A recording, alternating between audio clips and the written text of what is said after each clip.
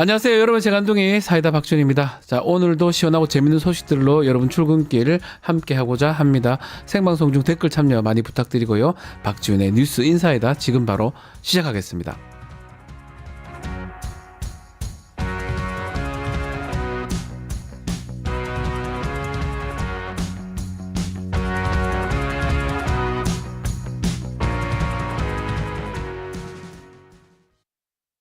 유튜브 구독하고 실시간 채팅과 댓글을 남기시면 매일매일 7,000TTCO를 드립니다.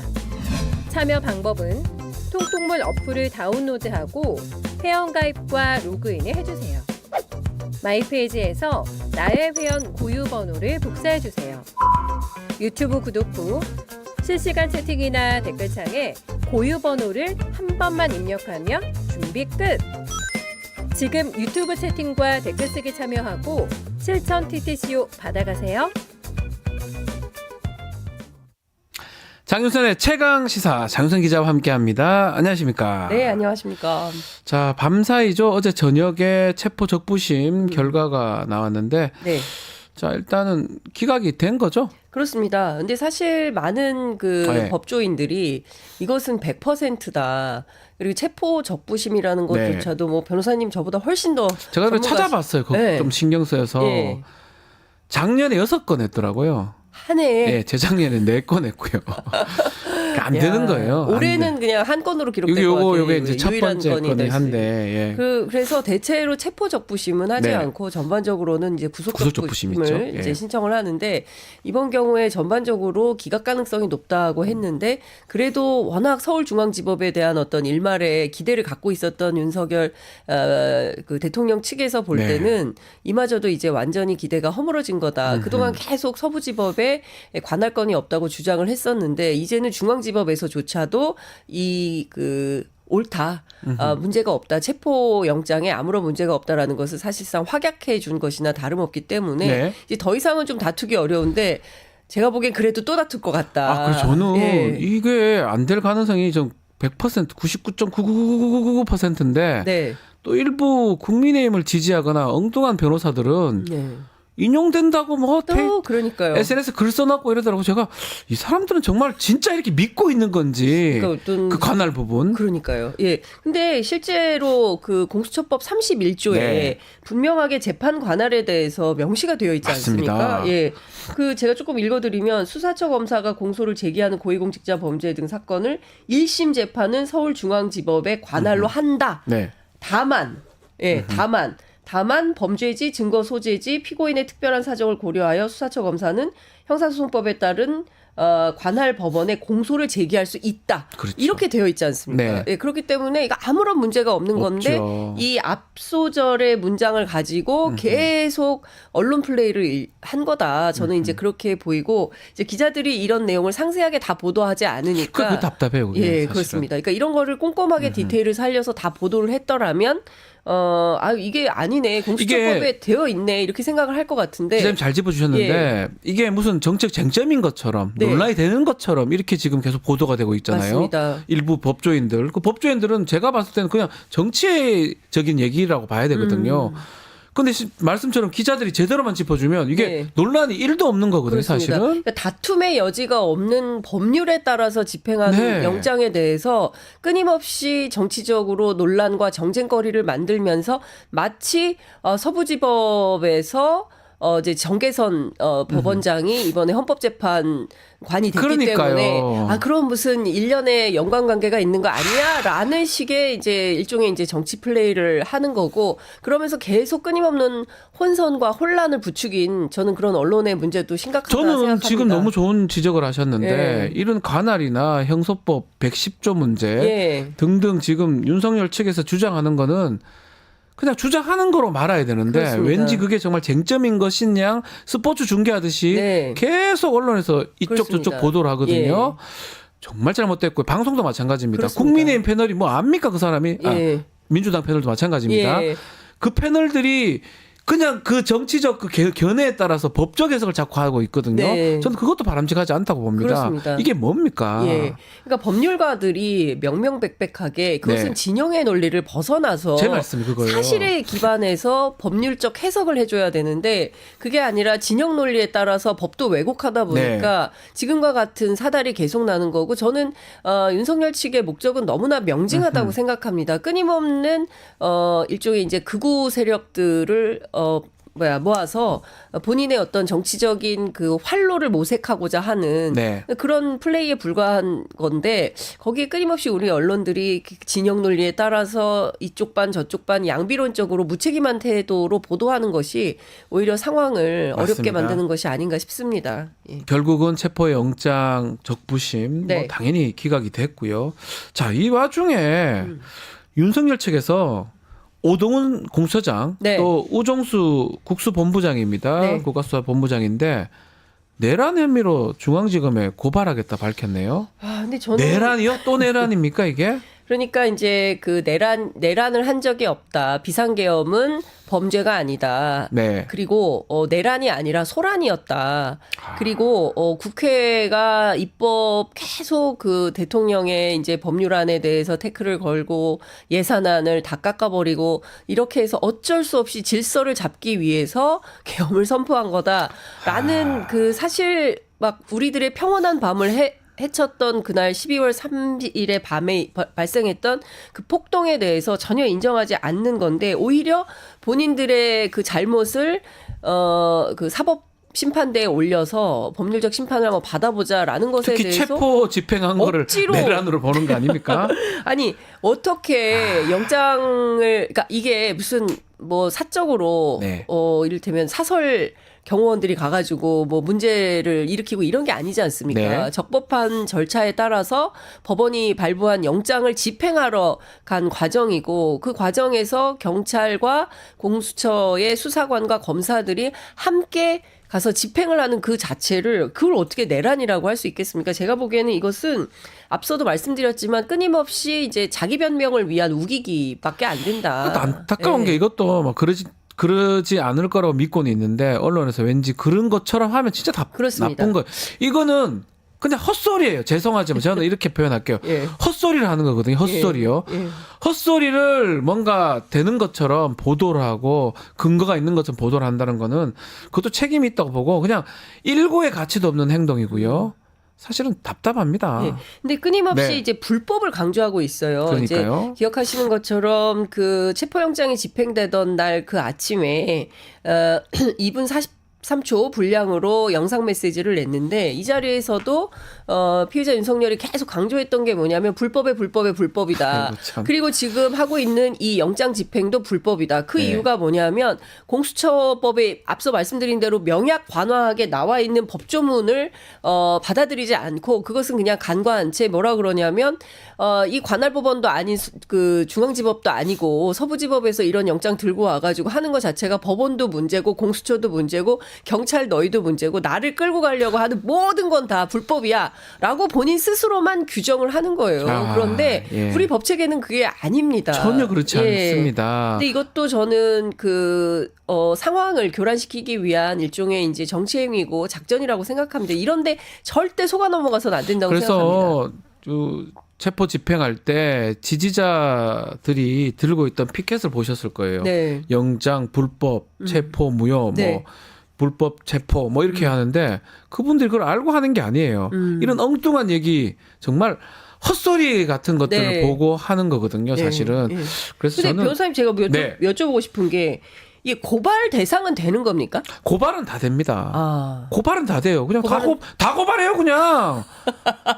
고발을 한다고 해서 이걸 보도를 해주면 안 되는 거예요. 예. 저희도 지금 다루고는 있죠. 어처구니 없어서 다루고는 있지만 네. 이게 뭡니까 이게. 자기들이 내란했잖아요. 지가 했잖아요. 그렇습니다. 뭔 소리입니까? 예. 그러니까 내란을 한 주체가 오히려 적반하장격으로 내란을 그 범죄 고발은 가능해요. 네. 고발은 다 가능한데 네. 이걸 일고의 가치가 없기 때문에 사실은 다룰 필요도 사실 없는 상황인데 네. 일단은 뭐 눈을 돌리기 위해서 아니면 뭐 어떤 왜 그런지는 저는 사실 납득이 잘 안 됩니다. 네. 이게 왜 내란입니까? 정당한 법 집행 절차인데요. 불법 영장. 불법이 하나도 없어요. 불법 영장이라고 계속 주장을 하고 하나도 있어요. 없어요. 아, 불법적 요소가 정말 하나도 없다. 우리 박지훈 하나도 변호사님이 없습니다. 딱 명토 박아서 불법 하나도 없어요. 일도 1도 없습니다. 없다. 예. 답답합니다. 답답합니다. 근데 이제 이런 것 같아요. 제가 가끔 보수 패널들 만나보면 네. 뭘 막 적어와요. 그런데 자기들끼리 일종의 이제 무슨 단톡방 같은 게 있는 것 같아요. 그래서. 그러니까요. 예, 연구하는 것 같아요. 입장을 딱 정해가지고 그걸 쫙 뿌리면 그것에 기반해서 네. 이제 언론에 나와서 스피커 역할을 하는 맞아요. 이런 것 같습니다. 근데 네. 거기에서 뭐 법률 검토를 한다거나 스스로 취재를 한다거나 구체적으로 따져봐서 사실관계를 보고 이거 해도 되는지 안 해도 되는지가 판단하고 하는 게 아니라 일단 그런 일종의 뭐 지령이라고 네. 해야 됩니까? 그런 것 그게 같아요, 내려오면 제가 봐도. 그냥 그걸 얘기를 계속 하는 예, 거예요. 예. 그러니까 저는 그게 참 답답하다라는 맞습니다. 생각이 좀 들었습니다. 국민들을 현혹시키는 거라고 저는 생각이 맞습니다. 들어요. 예. 기본은 해놓고 거기서 정치 쟁점이나 그렇습니다. 다툼을 해야 되지 기본부터 부인을 하고 엉뚱한 얘기를 하고 여기 있는 거 딴 거 하나 딱 갖고 와서 예. 뒤에 다른 거 다 있는데 맞습니다. 다 배제하고 예. 장난칩니까? 가지만 장난칩니까? 계속 똑같은 얘기를 하면서 맞습니다. 예. 그런데 그렇게 하면 또 여론조사가 달라지니까 그러니까 그게 목적인 것 같아요. 그 목적으로 지금 하는 걸로 그러니까 사람들을 생각이 듭니다. 규합하고 자기 지지 세력을 네. 모으기 위해서 끊임없는 정치 교란 행위를 하고 있는 거다. 네. 근데 양심이 좀 있어야 될 것 그런 같습니다. 생각이 듭니다. 예. 그래서 결국 체포 적부심 기각됐기 때문에 네. 구속영장 시간은 조금 더 늘어나는 거죠. 그렇습니다. 뭐 변호사님께서 저 네, 훨씬 더 48시간인데 중간에 체포 적부심 동안은 네. 쉽니다. 정지가 됩니다. 사실 오늘은 제가 보기에는 박 변호사님 혼자 하셔도 될 것 아니에요, 같아요. 아니에요, 법률 아니에요. 전문가셔서. 원래는 10시 33분에 예, 잡았잖아요. 그렇습니다. 그럼 오늘 10시 33분까지 사실은 구속영장을 청구를 해야 되는데 네. 기한이 멈췄기 때문에 네. 아마 저녁 때까지 시간이 좀 넉넉하게 있을 것 같은데 아마도 공수처 입장에서는 조사를 뭐 더 이상 자꾸 안 받고 있으니까 예. 구속영장은 이제 지금 청구를 하지 않을까 또 그렇습니다. 생각도 됩니다. 잠깐 설명을 좀 네. 드리자면 공수처가 오늘 아침에 이제 속보 나온 거에 따르면 오전 10시에 네. 다시 또 나와라 재조사를 통보한 상태이고요. 10시에 조사에 응할지는 미지수입니다. 네. 어제도 사실은 오후 2시까지 기다리겠다라고 했는데 결국 서울구치소에 머물면서 공수처 조사를 완전히 불응한 상태입니다. 네. 그런데 오늘 오전 10시에 또 나와라고 했을 때 과연 응할지. 왜냐하면 조사 자체로 엉뚱한 소리를 하면서 진술 거부를 지금 하고 있기 때문에. 제가 네. 좀 전에 들은 바에 네. 따르면 아, 우리 박 변호사님 취재하셨어요. 취재 예. 아닌 취재를 좀 해보니까 진술 거부권을 행사했다고 하지만 네. 엄밀한 의미의 진술 거부권은 아니더라고. 입을 꼭 어. 닫고 있었던 게 아니고 네. 묻는 말에 동문서답을 한 것 같습니다. 예컨대 당신은 윤석열입니까? 아닙니다. 저는 계엄을 선포했습니다. 그냥 딴 얘기를 하면서 진짜요? 그래서 어제 보도 중에 기억나는 게 있을 예. 겁니다. 장 기자님도. 어제 충분히 난 얘기를 했기 얘기했다. 때문에 이번에는 더 이상 할 얘기가 출석하지 없다. 않겠다라고 예, 하는데 이미 다 얘기했다. 진술 거부권 행사했는데 근데 왜 무슨- 얘기를 했냐 이렇게 예. 저는 의심이 들어서 예. 확인을 좀 해보니까 아. 동문서답을 한 겁니다. 근데 왜 기사에는 일체 뭘 이름이 뭐요? 소위 얘기하는 인정신문에서 이름이 예. 뭐요? 주소가 뭐요? 당신 직업이 뭐요? 뭐 이런 거 물어보는데 일체 아예 말을 안 아예 했다. 아마도 그렇게 보도가 된 거는 네. 정말 다른 얘기를 한 것 같아요.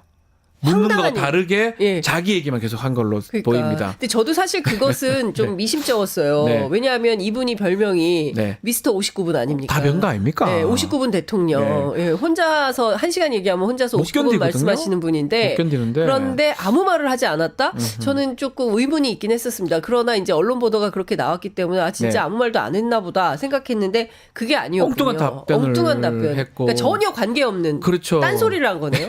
그래서 그러면 또 날인을 하든지 날인은 또 거부했거든요. 아, 정말 최악입니다. 제가 봤을 때는. 진술은 해놓고 진술은 해놓고 동문서답 하고. 해놓고 날인은 또 거부하고. 야, 근데 이것은 조금 그 정신적으로 네, 맞습니다. 뭐 살펴볼 필요가 있는 거 아닙니까? 그래서 공수처 입장에서는 더 조사도 가능할지도 의문이고요. 아, 조사 자체가. 지금 전략적으로 저러는 것 같지도 않아요. 제가 봤을 때는. 원래 같으면 예. 진술 거부권 같은 거 행사를 하고 네네. 공판에 가가지고 다 하는 거 네, 그렇죠. 전략으로 삼거든요. 예, 예. 공판에 가서는 더 소리 할 거, 죄송합니다. 더 엉뚱한 소리 할 것 같거든요. 아. 그래서 저는 이게 좀 근데 실제로 전략적인지 지금 모르겠어요. 구속영장 실질심사 때는 본인이 직접 출석해서 네. 자신의 입장을 분명하게 얘기할 거다라고 하는데 그 자리에서도 엉뚱한 얘기할 저는 가능성도 있겠네요. 못할 것 같아요. 원래 아. 어제 적부심도 네. 본인이 출석하기로 했다가 그렇습니다. 또안 나오고. 경호팀 다 마련돼 있었는데 안 막판에 안 나가버리고. 나가는 거거든요. 예. 그래서 뭐 저는 사실은 형사 절차에 대해서 예. 변호사들이 이런 것들은 좀 얘기를 해줘. 혼을 내야 돼요. 꾸지람. 코치를 좀 하고. 예, 이래가면 꾸지람. 사형입니다. 아니 뭐 사형 무기징역 무기징역밖에 없으니까. 네, 셋 중에 하나니까. 그러니까 감형 받으면 30년 뭐 35년 또 받을 수 있잖아요. 예. 근데 그런 거라도 변호사들이 조력을 해줘야 되는데 엉뚱한 간할 얘기는 하고 앉아 있고 예. 좀 답답합니다. 그러니까 변호인의 조력을 충분히 못 받고 있는 피의자네요. 저는 그렇게 생각이 듭니다. 근데 저는 본인 스스로 자초한 측면도 있지 않나 싶기도 그렇죠, 하고 그렇죠. 저런 분이 평생 검사를 하고 서울중앙 그 지검장을 하고 검찰총장을 하고 대통령까지 됐으니 네. 야, 저분 밑에서 조사받은 분들은 얼마나 끔찍했을까라는 생각도 좀 듭니다. 맞습니다. 예. 자, 또 다른 탄핵 심판도 지금 헌법재판소에서 네. 진행 중입니다. 네. 자, 3회 변론 기일을 더 추가를 했습니다. 이거는 저는 네. 어떻게 보세요? 끝내겠다는 거거든요. 요때 끝내겠다. 2월 17일인가요? 19일 예. 잡았는데요. 예. 13일 잡았죠. 예, 13일. 그날 끝내겠다는 겁니다. 그러니까 그걸 생각하지 말고 예. 따라와라. 예. 근데 와. 사실 어제 그 헌법재판소의 이제 변론 기일에서 윤 대통령 측에서 굉장히 막 나중에는 막 항의까지 네. 하면서 우리가 로봇이냐 어떻게 그렇게 빠르게 심리기일을 잡냐 대통령도 인권이 있다 너무 심한 거 아니냐 이제 이렇게 얘기를 했지만 주심 재판관 측에서 전혀 받아들일 생각이 일도 없었던 것 같습니다. 그래서 네. 정해진 규칙대로 그냥 따라와라. 이 기일에 마치겠다. 이제 이런 태도인 것 같고 말씀 주신 대로 이대로라면 2월 말 3월 초에는 대통령 윤석열에 대한 탄핵 심판 결론, 예. 예, 파면인지 아닌지 결론이 날 수 있을 것 같다. 이게 사실은 재판부 눈치를 봐야 됩니다. 주심 재판부 정의영 재판관이죠. 눈치를 보면서 맞춰가면서 해야 되는데 처음부터 끝까지 계속 비협조를 하고 있거든요. 그렇습니다. 그럼 당신들이 심판받는 거예요. 네. 윤석열이 심판받는 겁니다. 그걸 맞춰가면서 해야 되는데 네. 그런 것들이 상당히 재판부가 봤을 때는 특히 주심 재판 봤을 네. 때는 상당히 불쾌했을 것 같다는 생각이 들고요. 전반적으로 막무가내 인상을 좀 주긴 그리고 해요. 상당히 빨리 해야 되잖아요. 네, 그건 뭐 당연한 거 그렇습니다. 아닙니까? 네. 근데도 로봇이 로봇 얘기를 여기서 왜 합니까? 예. 해야지요. 예. 잠을 안 자서라도 준비하고 나와야지요. 예. 근데 그래서- 그런 거 뭐 못하겠다, 기일을 늘려달라, 끊임없이 시간 끌기를 하니까 재판부에서도 그건 다 받아들여줄 생각이 없는 것 같고 아마도 증인 신청도 상당히 많이 할 것 같은데 그것도 제가 보기에는 애누리 없이 지금 제가 지금 확인한 예, 바에 따르면 한 예. 10명 안팎 같아요. 10명. 10명 안팎이니까 뭐 지금 김용현 네. 뭐 지금 여인영, 여인영 뭐 지금 5명에서 정해졌다 했습니다. 그러고 만약에 끝까지 다 한다 하더라도 10명이고요. 저희가 한 2명씩 할 수 있어요. 하루에. 예. 한 명 하면 2명을 할 수 있는데 많이 하면 2명 하면 예. 5회면 끝납니다. 일주일에 2번씩. 다 잡아놨어요. 예. 그래서 저는 2월 13일이 종결이고 아하. 뭐 그 후에 판결문 쓰고 예. 뭐 심리하면 예. 2월 말에 3월 초에는 결론이 끝난다. 납니다. 예. 예. 지금 그래야 될 것 같습니다. 스케줄상으로는 네. 아니 그러지 않으면 안 되는 이유가 어제 그 이창용 하는 총재가 네. 원달러 환율 문제를 얘기하면서 그 중에 30원은 우리가 지금 1,470원인데 그 중에 30원은 사실상 이제 계엄값이다. 이제 이런 얘기를 했어요. 네, 와. 그러니까 비상계엄 때문에 그러니까요. 달러 값이 30원이 오른 건데 네. 이것을 한 사람의 사고 때문에 대통령 윤석열의 사고 때문에 전 국민이 n분의 1로 갚게 생긴 거 아니겠습니까? 그러니까요. 이 비용을 이 엄청난 경제적 부담을 누가 책임집니까? 그것에 대해서 하나도 책임지게 최소한의 일말의 양심이 있다면 최소한 내가 여기서 더 버텨서는 안 되겠고 네. 내가 잘못을 인정하고 다른 거 다 떠나서 뭐 불법 이런 소리 하지 말고 인정할 건 인정을 하고 그리고 죄값을 치르는 게 마지막으로 본인이 국민께 해야 되는 도리인 거죠. 끝까지 나는 잘못이 없고 너희들이 잘못이고 이것은 내가 아니라 민주당이 내란을 일으킨 거고 이런 식의 공작을 하면서 프레임 전환을 하고 지지세를 몰아서 뒤엎을 수 있다는 아주 허무맹랑한 망상을 그러니까요. 끊임없이 부추기니까 저는 또 거기에 부안해동하는 사람들이 있어요. 있고 네. 있어요. 있긴 근데 있잖아요. 저는 어제 국민의힘 예. 권성동 원내대표 좀 이따 얘기를 하겠지만 태도가 또 바뀌었습니다. 눈물도 흘리더라고요. 예. 그런 걸 보면 이제는 손절각이다 싶은데 여하튼 최소한 좀 책임지는 태도를 보여야 되는데 네. 그게 하나도 안 보인다. 답답합니다. 지금 수사하고 탄핵 심판 좀 짚어보고 있는데 하나만 좀 더 봐야 될 게 네. 윤석열 측입니다. 계엄 포고령 관련해서 김용현이 이걸 잘못 뺏긴 거다. 이러니까 또 김용현은 예. 뭔 소리 하냐 잘 작성했다 잘 뺏긴 건 그렇습니다. 아닙니다. 예. 이게 제가 지금 이걸 진짜로 이게 드라마 장면인지 예. 저도 변호사지만 장난칩니까 이 생각이 또 들기도 하고 예. 정말 실소가 나오거든요. 그러니까 저는 이제 그 다른 거 다 떠나서 네. 우리가 이제 포고령 다 보지 않았습니까? 이제 1번부터 위헌이잖아요. 네. 정치활동 금지, 그렇죠. 정당활동 금지. 그리고 저는 제일 기가 막혔던 게 베꼈다 하더라도 그 시절에는 전공의를 처단해야 될 특별한 이유가 없었고 없었죠. 없어요. 전공의 얘기 자체가 없습니다. 그런데 그거 베꼈다고 주장을 하는데 있지도 않은 저는 이 전공의 문제는 반드시 피의자 윤석열이 넣었을 윤석열이 것이다. 넣었을 왜냐하면 의사 파업 등등을 통해서 왜 이렇게 말을 안 들어? 네. 라는 판단을 하고 있었기 때문에 그 부분은 반드시 반영이 됐을 거라고 저는 추정하는데 뭐 그것조차도 지금 김용현이 잘못 뺏겨왔다라고 네. 주장을 하고 있으니 진짜 얼토당토 아는 거고 심지어 어제 김용현 그 장관 첫 번째 재판 기일이 있었는데 네. 거기서 무슨 소리 하는 거냐? 내가 한 거 아니다. 대통령이 검토했다. 또 이렇게 주장을 합니다. 그러니까 전형적인 이제 죄수의 딜레마가 그렇죠. 시작이 되는 거고 그렇죠. 재판 과정에서 저는 별 얘기 다 나올 거라고 봅니다. 예, 누가 시켰고 언제 했고 그리고 저는 그 얘기를 박 변호사님도 예전에 하신 적이 있었는데 끝까지 남에게 책임을 떠넘길 거다. 평생 자기가 뭘 책임지고 맞습니다. 살아보지 않은 사람이기 네. 때문에 제가 장담컨대. 끝까지 김용현 경우에 따라서는 김용현한테 가스라이팅 당해서 내가 할 수 없이 한 거다. 저는 지금 김건희 여사가 시켰다. 뭐 이런 식으로 할 수도 있어요. 이거 지금 잘못 뺏겼다라고 답변한 걸 보면서 네. 깜짝 놀랐는데 앞으로 이런 일이 계속 일어날 것 같거든요. 그렇습니다. 이 답변은 뭐냐면 재판부에 내는 거예요. 헌법재판소에. 네. 그러면 이렇게 얘기하는 게 맞죠. 네. 뭐 잘못 판단했거나 내가 한 거지만 뭐 이렇게 얘기를 해야 돼요. 예. 아니면 다른 법률을 인해 예. 된다고 판단하고 했다라든지 예. 아니면 다르게 뭐 통제를 하려고 했다 예. 이렇게 해야 되는데 아니요 내가 쓴 게 아니지만 그 사람이 잘못 뺏겨 왔더라고요. 아들 장난치는 것도 아니고. 그러니까. 이 근데 엄청난 문제는 사태에서. 요거는 변호사들도 변호사지만 네. 윤석열 주장이 강했던 것 같거든요. 아. 앞으로 변론 방식을 저는 좀 추측이 가능한 게 지금은 동문서답하고 입국 닫고 있지만 워낙 말하는 걸 좋아하기 때문에 네. 재판 과정에서 피고인으로 출석을 해야 됩니다. 예. 할 겁니다. 예. 아마 탄핵 심판도 나올 겁니다. 예. 엄청난 엉뚱한 소리 나올 거고요. 아. 99.9%가 예. 타인한테 전가할 하는 걸 겁니다. 타인에게 전가하면서. 김용현, 네.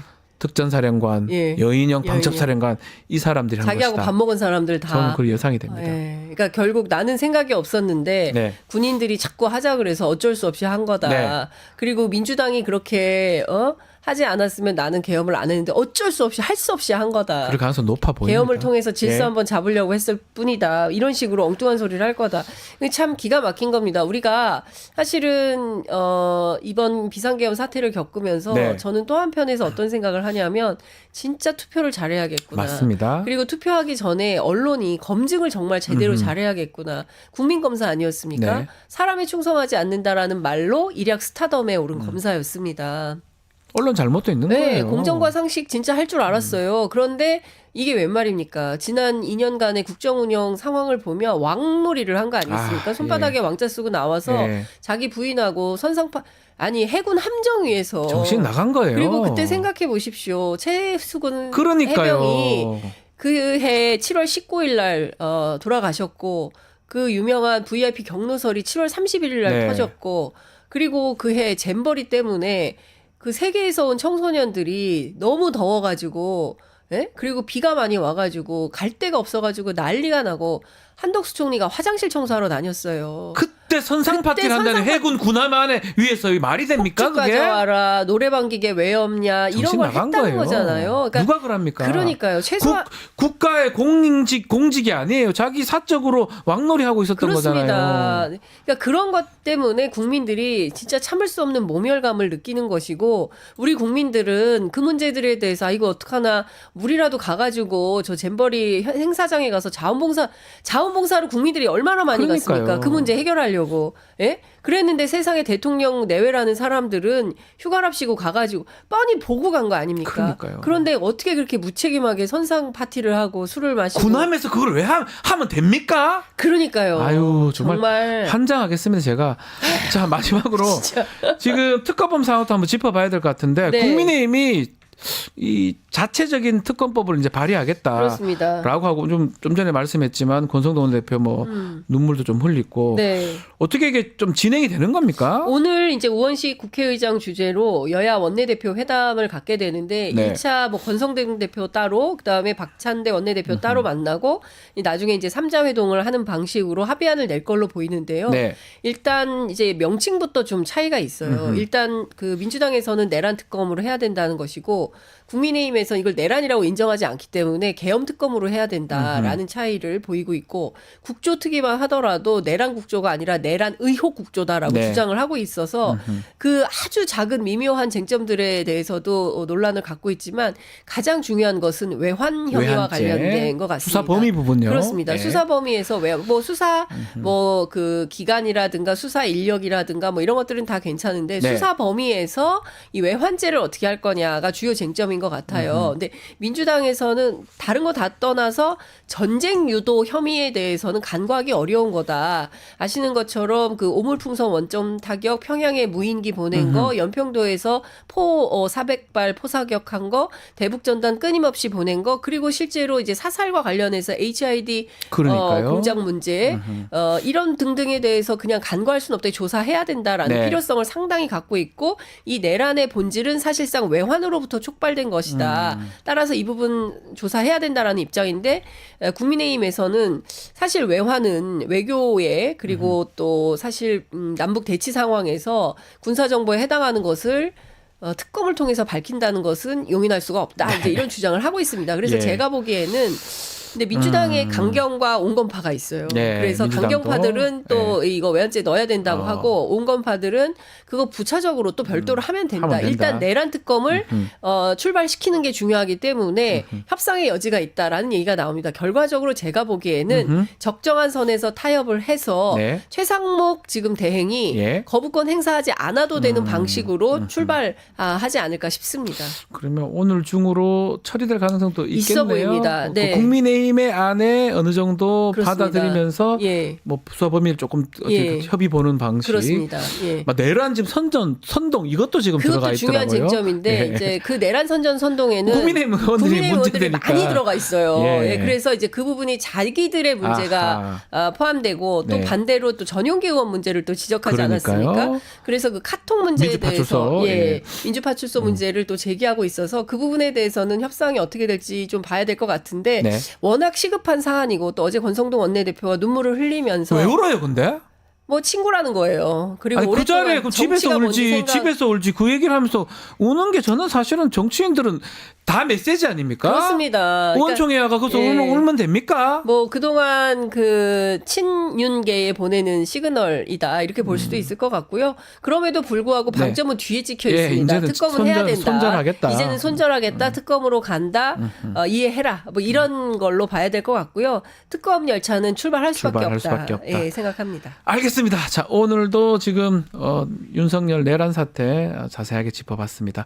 장윤선 기자와 함께한 최강시사 여기서 마무리하겠습니다. 다음 주에 뵙겠습니다. 감사합니다. 네, 감사합니다.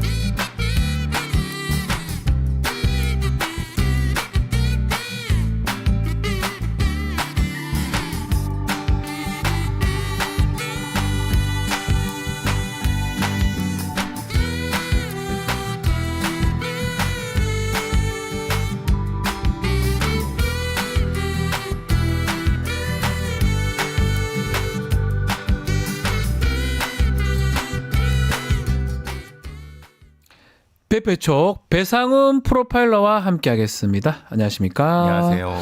자, 지난번에 윤석열은 왜 그랬을까 뭐 등등을 저희가 사실 배배촉에서 얘기를 좀 드렸는데 많은 분들이 좀 그 내용에 대해서 관심을 가졌더라고요. 그러니까 이해하지를 못할 행동들을 예. 최고의 권력자가 하니까 네. 많은 분들이 궁금해하시죠. 이상하게 생각하시고 네.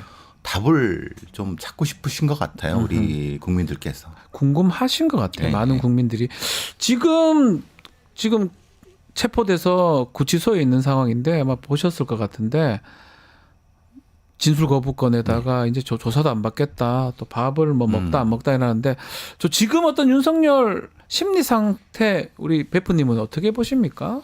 일정 공간적 공황 상태 정도로 보시면 될 것 같습니다. 왜냐하면 네. 평생 그 공간에 갇혀 있던 적이 한 번도 없었죠. 상상도 못했을 거예요. 상상도 검사를 못하고 아시다시피 24시간 감시가 되는 그러니까요. 이 감시는 사실은 자살 때문에 감시하는 거거든요. 예. 뭐 극단적 선택. 예. 그래서 이런 형태의 구금을 그러니까 자기가 그렇게 주도해 본 적은 있지만 자기가 그렇게 당해 본 적은 상상을 하기 어려웠을 거예요. 아마. 그런 상태이기 때문에 정신적인 공황이 분명히 옵니다. 받아들이기 어려울 것이다. 그래서 갑작스럽게 심리적 변화가 왔죠. 왜냐하면 사실은 체포적 부심을 신청하지 않을 거라고 얘기했어요. 그리고 그거는 제가 법적으로는 말이 안 되잖아요. 불리해져요. 예. 왜냐하면 그 시간 동안 48시간이 시간이 정지돼 버리거든요. 예. 제가 변호사라면 하지 할 필요 없다 안 되는 거. 왜냐하면 그냥 48시간 흘러 보내는 게 맞잖아요, 사실은. 하루 더 있어야 되잖아요. 그렇게 지금 하루 더 있잖아요. 그렇죠. 저녁 때까지 오늘 10시 33분까지 끝나야 됩니다. 근데 왜 그러냐? 그걸 10시에 결정을 했다고요. 네. 밤 10시. 그러니까 예. 자기가 거기서 있어 보니까 공포가 오거든요. 그러니까 아하. 안 된다고 해서 연락을 했단 말이에요. 아하. 그러니까 이런 공황 형태가 나타날 수 있습니다. 이거 충분히 가능합니다. 이게 적부심을 한 게 조금 이해가 되네요. 저는 법률적으로 이게 납득이 좀 안 되더라고요. 제가 그렇죠. 변호사 활동을 하면서 많은 그 박변 같이 이런 전문 변호사들이 하지 말라고 그랬겠죠. 거예요. 근데 그 저녁에 혼자 앉아서 인사 보면 도저히 못 있겠다. 여기 그럼요. 뭐지? 네. 뭐라도 해봐야지. 그 적부심을 한 것이다. 왜냐하면 공간이 3평인데요. 예. 그 공간에서 혼자 있으면 사실은 네. 두려움이 옵니다. 두려움이 아무리 오죠. 그래도. 오죠. 자, 하여튼 뭐 지금 윤석열 상태도 그렇지만 특히 지금 체포하는 과정에서 이 모습들을 우리 많은 국민들이 봤었고 또 1차 때는 좀 그랬지만 2차 때는 체포 집행이 잘 됐다는 평가도 좀 있는 것 같습니다. 충돌이 없이 끝나는 거 이게 다행이다 이렇게 봐야 되겠죠, 베프님? 원래 이래야 되죠. 이래 돼야 되겠죠. 원래 이래야 되는데 여기 속에 숨겨진 얘기는 경찰이 그냥 허술한 사람들이 아닙니다. 사실은 여러 가지 심리전이라든가 밑 작업을 많이 합니다. 아하. 왜냐하면 생각해 보시면은 경호처에 있는 사람들이 다 아는 사람들입니다. 그분들도 경찰 했던 분들도 그럼요. 있고 당연히 인적으로도 연결이 돼 있고. 그러니까요. 그래서 사실은 아시다시피 경찰은 여러 가지 대규모 작전을 할 때는요. 미리 여러 가지 상황에 대한 대비를 합니다. 아하. 흔히 말하는 그걸 심리적으로 표현할 수도 있지만 심리전. 네. 설득을 하죠. 이렇게 했을 때 너는 나서지 마라. 불이익한다. 네. 내가 가서 너를 체포해야 되겠니? 이런 식으로 압박을 하면은 사실은 인간이고 네. 관리가 가진 사람이기 때문에 이런 밑작업을 최소한 3, 4일 동안 합니다. 했을 것이다. 그거를 이제 경찰에 굉장히 다양한 정보 경찰 자원들이 많습니다. 여기에 있는 뭐 소위 말하는 그 마수대나 강수대 이런 사람들은요. 그걸 다 경험한 사람들이기 때문에 요소요소에 압력을 넣고 그랬습니다. 그렇기 때문에 당연히 현장에서는 어땠습니까? 예. 사무실에 안 나왔습니다. 휴가 내고. 아무도 없었고. 그리고 박종준이라는 사람은 이걸 너무 잘합니다. 예. 그렇기 때문에 박종준의 입장과 흔히 말하는 유아파들의 입장을 생각했을 때 경호처에 있는 사람들이 다 그렇게 결정을 했어. 이게 사실은 공수처가 경험이 없기 때문에 이 작업을 안 한 거죠. 못 한 거죠. 1차 때는 이 부분이 좀 미흡했다는 거네요. 그렇죠, 근데 경찰이 잘한 것 중에 하나가 막 인력들 대거 동원한 것도 동원한 거지만 그 전에 심리전을 펼쳤던 그렇죠. 거. 당연히 해야 될 1대1 겁니다. 심리전. 이게 불법적인 게 아닙니다. 물론 당연. 근데 제 눈에 띄었던 게 저희 생방송 그때 당시 체포 영장 집행 과정 했었는데 차벽이 있었지 않습니까? 차벽이 있는 거를 사다리를 타고 경찰들이 올라갔고 그래서 제가 속으로 걱정을 좀 했어요. 저 차들은 어떻게 빼지 했는데 차가 싹 빠지더라고요. 쓱 빠지는. 알고 보니까 그게 차 키를 다 꽂고 갔다는 네, 거잖아요. 꽂고 가는 거죠. 원래대로라면은 차 키를 가져가야 되는데. 당연히 그렇죠. 그러니까 이거는 사실은 길을 터준 거라고 봐야 되는 거 아닙니까? 왜냐하면 미리 이제 작업이 된 거죠. 아, 그것도 해라. 근데 키는 꽂아놔라. 꽂아놔라. 네. 아니, 그러니까 어차피 꽂아놓건 네. 넣건 니네들 책임 아니지 않느냐. 네네네. 윗사람들을 체포가 갈 텐데 니네들이 굳이 그 불이익 받을 필요 없다. 네. 우리가 그거는 뭐 그러니까 쉽게 뺀 거죠. 뺀 거죠. 사실은 그렇죠? 뭐 아시다시피 특수 레카차가 준비돼 있었습니다. 예. 안 되면 예. 레카차를 통해서 예. 차를 드러내는 방식이었는데. 지게차 레카차 다 준비돼 있는데 예. 굳이 왜 세금 쓰냐 설득하는 거죠. 그러니까 차키 딱 꽂아놓고 운전해서 나오면 돼요. 나오면 되는 거를 참. 굳이 충돌할 필요 없다 이거죠. 예. 지금 좀 전에 말했는데 강경파하고 온건파, 유화파들이 있었던 것 같아요. 예. 우리가 좀 이제 보도됐으니까 박종준 처장은 전 처장이긴 한데 좀 온건파였고 예. 이광우나 김성훈 같은 사람은 좀 강경파였는데 출신이 좀 다르죠. 예. 그 쪽에 갈등은 계속 있었던 겁니까? 그러니까 흔히 말하는 네. 내부에서는 경호 공무원 출신들이 주로 김성훈 쪽에 있지만 네. 사실은 경호 공무원들도 소위 말하는 늘공들입니다. 아하. 계속 대통령이 바뀌어도 어차피 거기 있어야 될 분들이기 때문에 네. 그렇게 심하게 하지 않습니다. 그런데 뭐 소위 말하는 무슨 라인 이런 사람들이 네. 자기 어떤 공 때문에 이렇게 버틴 거죠. 사실은 박정준이라든가 아니면 다른 본부장들도 네. 적당히 고기만 하면 되는 부분이었거든요. 그러니까 걱정하지 않았는데 네. 사실은 위에 계시는 뭐 여사님이나 아니 일부 뭔가 그런 사람들이 법을 지키지 않으려고 하는 과정에서 경호관들을 사지로 내몬 것 같습니다. 아하. 생각해 보세요. 그 총을 노출시켜서 시위한다. 누구한테 시위하는 겁니까? 그러니까요. 국민을 보호하는 거예요. 예. 그런 무력 시위라는 건 예. 상상을 못하죠. 그렇죠. 아니 법의 명령을 따라야 되는데 법 앞에 그런 무기를 들고 그런 말이 됩니까? 깡패죠. 그럼요. 조직폭력보다 못한 거 아닙니까? 그렇죠. 그것을 경호처 직원들은 알았던 거고요. 알았죠. 또 말씀대로 우리 베프님 말씀대로 경찰 가족도 동원했다는 얘기가 있더라고요. 그렇죠. 그래서 심리전으로 예. 했다라고. 뭐 당연히 그건 법적인 절차를 따라서 네. 법의 명령에 따르면 되는 겁니다. 영장 집행에 그렇죠. 따르면 되는 거죠. 따르면 되는 거죠. 그런데 그거를 이제 무리하게 군 사병을 동원하고 뭐 하고 이런 바보짓을 네. 이 강경파들이 주도하니까 공무원들이 그거 용납하겠습니까? 안 지금 따르죠. 공무원들이 안 따릅니다. 그게 이게 정상이에요. 그게 정상이다. 자, 그리고 체포 직전에 눈에 띄었던 부분이 좀 있습니다. 계속 이건 언론에 보도가 되고 그런 보도가 더 많이 보더라고요. 뭐 먹는 거. 샌드위치 얘기를 하더라고요. 샌드위치. 이게 뭐 저는 뭐 대단한 건지 모르겠는데 상식적으로 납득이 안 됩니다. 잡혀 1차 때는 막 거부했고 2차는 곧 이제 경호처가 길을 터줬기 때문에 이제 들어가야 돼요. 네. 근데 뭐 샌드위치 만들어 가지고 직접 건넸다 참모들한테 이건 어떤 심리입니까? 그러니까 이제 뭔가를 보여주는데 최후의 만찬을 연출하고 싶었던 것 같아요. 그런 겁니까? 근데 이제 우리는 식구다. 예. 그래서 참 이 양반들이 너무 수준이 낮다. 네. 이게 무슨 뭐 우리는 같은 식구 조폭이니까 같은 식구니까 이렇게 배신하면 안 돼. 이런 식으로 심리적으로 이렇게 뭐라거나 올가매려고 하는 느낌이 드는데 네.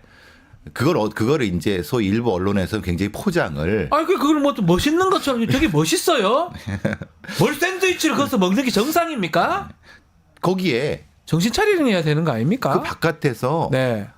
지금 조폭 잡고 일선 민생 치안을 해야 되는 1,000명 넘는 형사들이 와서 그 개고생을 하고 있는 거를 그러니까요, 밖에. 그러면 자기가 대통령이라고 하면 나가서 네. 형사들한테 미안하다, 네. 수고한다, 여기까지 온 거 유감이다 이렇게 했어야 맞는 거지. 차라리 그렇죠. 그게 맞죠. 예. 근데 아무런 그런 거 없이 자기 식구들만 챙겨서 이거래요? 이건 너무 유아적이고 아하. 너무 자기밖에 모르는 너무 자기 기준이라는 거죠. 그렇죠. 이거는. 자기애가 너무 강한 자기 방식에. 예. 그래서 제가 말씀드렸지 않습니까? 아하. 이게 분리불안 때문에 퇴행적이다. 음. 그러니까 뭔가 떠날 것 같으니까 보통 애들 죄송합니다. 이렇게 표현하면 애들이 이렇게 분리불안이 생기면 먹는 것부터 생기잖아요. 예. 아, 무슨 말인지 알겠습니다. 예. 곧 가야 되니까 네. 먹고 싶기도 하고 이런 분리불안증이 이 샌드위치 통해서 발현된 걸 수도 있다. 그래서 제가 퇴행적이라고 말씀드리는 아. 게 대통령이라는 사람이 의연하고 당당하게 일부러라도 그래야 돼요. 당연하죠. 일부러. 마음적으로는 네. 상당히 불안하고 두렵고 하더라도 그 자리에 있는 거잖아요. 그렇죠. 그럼 의연하게 행동해야죠. 뭐 샌드위치 먹고 이런 게 아니고. 앞에 나가서 형사들 앞에 네. 미안하다. 당신들 고생시켰다. 네. 그렇지만 나도 이유가 있다. 그러니까 그렇게 이해다. 얘기하는 게 이런 맞죠. 식으로 해야 해서 당당히 나가야지. 속으로는 막 떨리고 네. 해도 그죠? 근데 뭐라고 했으면 거기 안에서 네. 들어와. 네. 들어와서 뭐 얘기해. 막 하고. 샌드위치 같이 먹자 그러고. 그 뭐 하는 행동입니까? 그 또 마지막에 영상 같은 것도 보셨을 것 같은데 영상 메시지도 있어요. SNS. 그거를 준비된 게 아니라 네.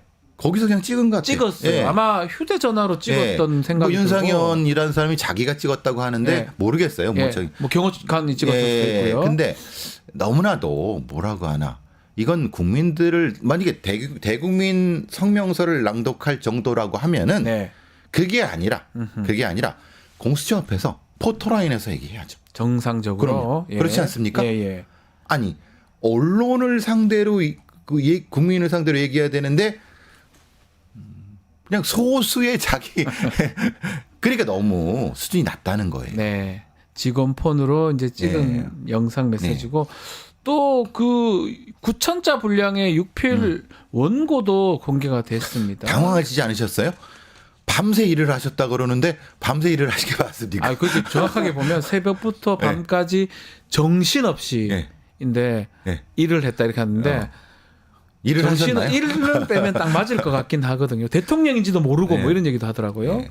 그러니까 망상에 빠져 계신 것 같아요. 예. 그러니까 그게 일이라고 생각하신 것 같아요. 술 먹고 이렇게 하는 게 일이다. 그러니까요. 아, 그건 일이 아니죠. 일이 아니죠. 그건 자기의 그냥 예. 이거죠. 그러니까 그 주변에 있는 그런 분들이 계속 그런 상태를 유지시켜주는 형태이기 때문에 아하. 그래서 제가 그 말씀드린 게 그거죠. 마리오네트 증후군이라고 하는 게 아, 계속 그렇게 주변 사람들이 그렇게 해주니까 그렇게 자기가 바뀌는 거예요. 아하. 가스라이팅이 된 것 같고 예. 그렇게 하니까 나는 되게 열심히 일한 대통령인데 왜 날 가지고 그래라고 생각하는 그러니까 거죠. 마리오네트 증후군 지난 시간에도 짚어주셨는데 문제는 누구 하나 이 사람을 직언을 한다든지 이렇게 하면 안 된다라고 할 사람이 별로 없었던 것 같아요. 아무도 없었죠. 예. 아무도 오히려 없고. 김건희 같은 사람은 이 사람을 가스라이팅 해버리고. 가스라이팅 해버리고 예. 그리고 그 되게 웃긴 장면이 벌어진 게 네. 뭐냐면 바깥에서 울고 막 했던 나경원이라든가 이런 분들이 있었어요. 국회의원들도 예. 그죠? 국민의힘. 예. 근데 정작 관저로 부른 사람들은 박충권이라든가 윤석열 네. 같은 사람들 뿐이에요. 맞습니다.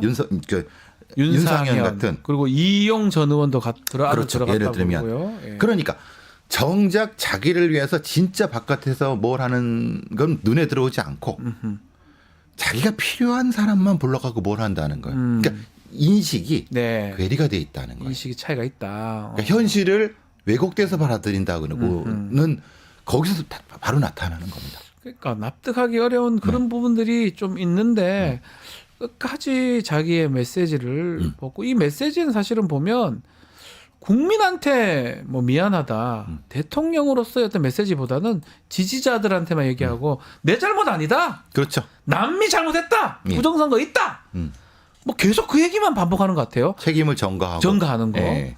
그렇게 하는 게 사실은 설사 그걸 믿고 있다 하더라도 저런 편지를 저게 해가지고 한다는 게 어떤 사고방식 어떤 심리에서 그렇게 하는 근데 겁니까? 왜 계속 뭘 남기려고 해요? 그러니까요. 이거를. 아니 이걸 남길 필요 없다고 말씀드렸잖아요. 왜 말씀드렸냐면 밖에 나가서 언론을 상대로 직접 얘기하면 돼요, 사실은. 그러면 이거 100장보다 낫죠. 알겠지만 공수처 그 앞에 포토라인까지 채워놨어요. 다 있었어요. 그냥 하게 하면 돼요, 진짜. 하게 하면 되는데 한 말씀하면 돼요. 그만큼 자신이 없고 음흠. 바깥에 상대하기가 너무 힘든 분이에요. 그래서 그런 거예요. 그러니까 굳이 인의 장막을 스스로 친다는 거예요. 계속 자기 네. 페르소나의 껍데기 속에 숨으려고 하기 때문에 저런 상태가 나타난다. 편지나 이런 것만 자꾸 하려고 그러고 또 직접 얘기하는 건 두려워하고 그렇죠. 이런 스타일인데 이번에도 그 메시지에 보니까 부정선거 얘기는 또 있더라고요. 그놈 부정선거. 아니 본인이 대통령이 되신 게 부정선거란 거예요? 아니 그러면 그 도미 대통령 검찰총장 하실 때 그럼 그런 증거들이 있었나요? 없어요. 아니 그럼 본인이 부정선거 그럼 그 증거를 찾으시면 되지. 네. 굳이 왜 그 군경을 동원해서 저는 도대체 이해가 안 돼요. 저도 이해가 안 되는데 이게 하나에 딱 꽂혀가지고 예. 다른 게 안 보이는 거예요. 터널 비전 속에 갇힌 거죠. 저런 사람이 갇힌, 어떻게 예. 국정 운영을 합니까? 그러니까 국정을 운영을 안 하신 거죠. 안 한 겁니까? 안 한 거니까. 그래서 안 한 겁니까? 안 한 거니까 예. 본인이 한 게 국정이라고 착각하시게 만든 거죠. 네. 그죠. 그렇군요. 그죠. 본인이 한 게 국정이라고 생각하지만 사실은 국정은 다른 누군가가 한 거잖아요. 아하. 그렇죠. 그러니까 이게 문제가 된 거죠. 엉망이 되고 그렇죠. 문제가 예. 되고 사실은 저는 납득이 안 되는 부분 중에 하나가 출퇴근을 그렇게 제대로 안 한다는 게 저는 납득이 안 됐거든요, 사실은. 그게 그러니까 대통령을 출퇴근시키는 그 사람들 예. 22경호대. 경찰들. 예. 그러니까 지금 차로 이동시키는 게 22경호대거든요. 네.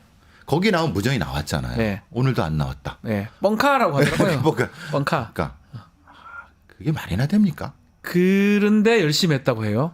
그걸 열심히 한 그러니까요. 거죠. 근데 열심히 했다고 그렇죠. 하는 거 보면 네, 네. 그거는 결국은 술 먹고 노는 거를 일이라고 생각하는 그런 어떤 아주 남들하고 다른 어떤 인식에 그게 빠져 있다 이런 거잖아요. 소위 말씀대로 말하는 하면. 궁정에서 네. 몇 사람 불러갖고 자기 얘기하고 그걸 통해서 하는 게 정치라고 착각을 착각을 하게 하는 만든 것 거잖아요. 같아요. 예. 그러니까 위험하죠. 그게 측근 정치고 그러니까요. 그게 문고리 정치인데 예. 그것 때문에 박근혜 대통령이 탄핵된 거 됐는데 아닙니까? 그리고 그걸 본인이 수사했잖아요. 네, 본인이 했던 거예요. 그러니까 나쁜 걸 이렇게 더 잘할 건데. 그러니까 나쁜 걸 배워가는 거죠. 정말 납득하기 어려운 행동. 또 배포님 말씀드리니까 조금은 이제 네. 알 것 같긴 한데 그 마리오네트 증후군이라든지 그 가스라이팅이라든지 이제 그런 것들을 이제 알겠는데 어쨌든 간에 참 잘못된 대통령을 뽑아가지고 우리 국민들이 많이 좀 고통을 느끼는데 국민들께서 네, 이 과정을 정확히 기억하셔야 될 것 기억을 같아요. 하셔야 됩니다. 예. 네, 그래서 이런 사람을 다음 선거나 이런 데서는 정확히 볼 수 있게끔. 그래서 선거 기간이 꽤 길잖아요. 그 사람의 진면목이 나옵니다. 예. 토론도 하고 뭐 이 왕자 쓰고 나왔을 때 예. 그때 이거를 우리가 2년 반이라는 세월, 3년이라는 세월을 정말 국가가 정지됐다고 봐야 되거든요. 제가 봤을 그렇죠. 때는. 차제에 네.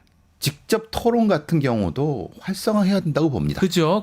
사실 뭐 미국의 토론이 너무 흙탕물이다고 하지만 시간 제한 없이 직접적으로 막 공격하고 이 반박하면서 이렇게 할 수 있게 해야지 그 사람이 진 면목을 알 수 있는 건데 네. 딱 제한된 것만 하니까 보여주고 싶은 것만 보여주니까 그 사람이 진 면목을 몰라요. 아니 근데 그 얘기들을 지금 이제 이 상황을 보고 거꾸로 그 상황들을 보면 다 나옵니다. 다 그렇지. 저 사람이 저 정도 깜밖에 안 되는 사람이었구나. 그렇죠. 일반인보다 훨씬 못하는 거잖아요. 그렇죠. 그거를 동장도 하면 안 될 사람이잖아요. 우리가 국민들이 명확히 예. 이제 좀 기억하시고 다음에는 그렇게 평가하셨으면 좋겠어요. 그러니까요. 자, 저 요것도 한번 짚어보죠. 지금 홍준표 시장 이 뭐 얘기인데 현지 대통령 체포가 마치 남미의 어떤 나라 같다라고 SNS 글 올렸던데 그건 남미에 대한 모욕입니다. 저는 이것도 좀 확인하고 부적절합니다. 예. 남미 국가들이 다 보진 않겠지만 중남미 국가들이 꽤 많지 않습니까? 근데 그 지금 중남미에 이런 일이 있었습니까? 최근에? 물론 저는 없었던 것 예. 같은데. 한 30년 전에 있었죠. 있었습니까? 30년 전에 있기는 뭐 왜냐하면 거기도 쿠데타가 사실은 있으니까. 30년 전에 군부 엘리트들이 네. 군부 엘리트들이나 이런 사람들이 쿠데타를 해서 대통령도 되고 뭐 하면서 네. 그 과정에서 사실은 과거 청산 작업을 하면서 이런 일들이 종종 있었습니다. 근데 이제는 그런 게 많이 줄어들었고 네.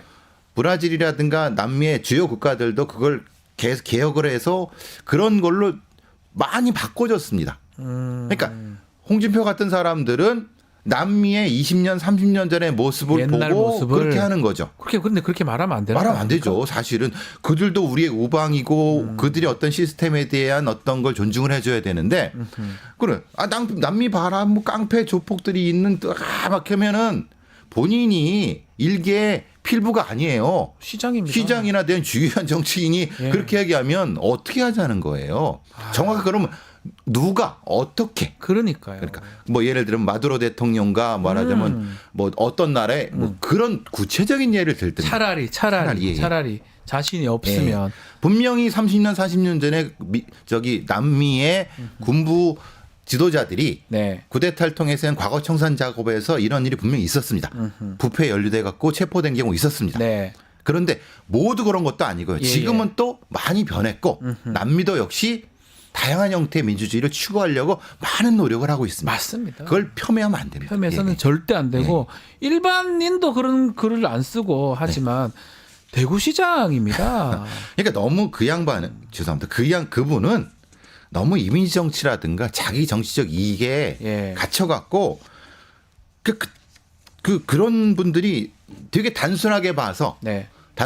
상대방을 너무 얕잡아 보고 공격하고 그래서 자기 정치적 이득을 받는 방식이에요. 지금 이거가 사실 그런 거잖아요. 우리나라 꼴이 말이 아니다 이거 하려고 비유하려고 알지 못한 옛날 예. 얘기를 하면서 남미가 예. 잘못된 것처럼 폄하하려고 하는 거잖아요. 그렇죠. 근데 그 근거도 없는 거고 사실은. 예. 물론 지금 말씀드린 뭐 일부의 나라들이 그런 게 있어. 근데 남미가 큰 대륙이고 그 중에 일부가 안 남미의 그렇습니까? 나라가 한 20개국 있지 예. 않습니까? 그런데 그러면 그렇게 그런 구체적인 걸 들어야 되는데 예. 그래서 사실은 그렇게 말하면 대한민국 정치가 후져지는 겁니다. 맞습니다. 예, 알겠습니다. 그 내용까지 짚어봤습니다. 자, 오늘도 뭐 하여튼 심리적 부분 이런 부분 경호처라든지 지금 윤석열 또 홍준표 시장 얘기까지 배상원 프로파일러와 함께했습니다. 오늘 말씀 감사합니다. 감사합니다.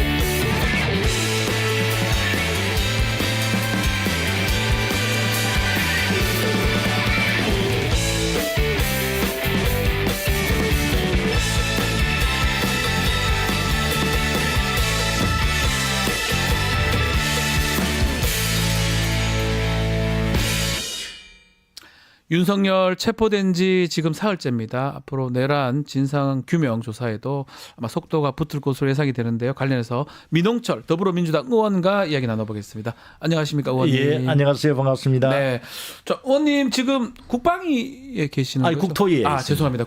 예전에 이제 국방위 예, 국방위원장 하고요. 예. 위원장을 하셨고 뭐 사실은 또 법조인 출신이기도 하지만 군법무관을 또 하셨지 않습니까? 예, 한 25년 했습니다. 사실 지금 이번에 군대 움직임 같은 걸 보면서 좀 달리 좀 느꼈던 부분도 있을 것 같습니다. 좀 참으로 안타깝죠. 예. 과거에 저도 이제 계엄 업무도 했지만. 그러니까요. 참 이번에 제가 느낀 점은 또다시 군이 네. 움직였다는 것에 대해서 참담함을 느꼈고요.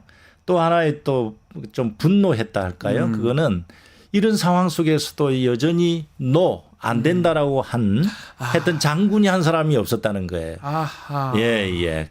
한 사람이라도 있었으면 이런 일이 과연 일어났겠냐. 이 민주주의 국가에서. 예. 그런 측면에서 너무나 안타깝고 또 어떤 측면에서는 또 우리 군이 네.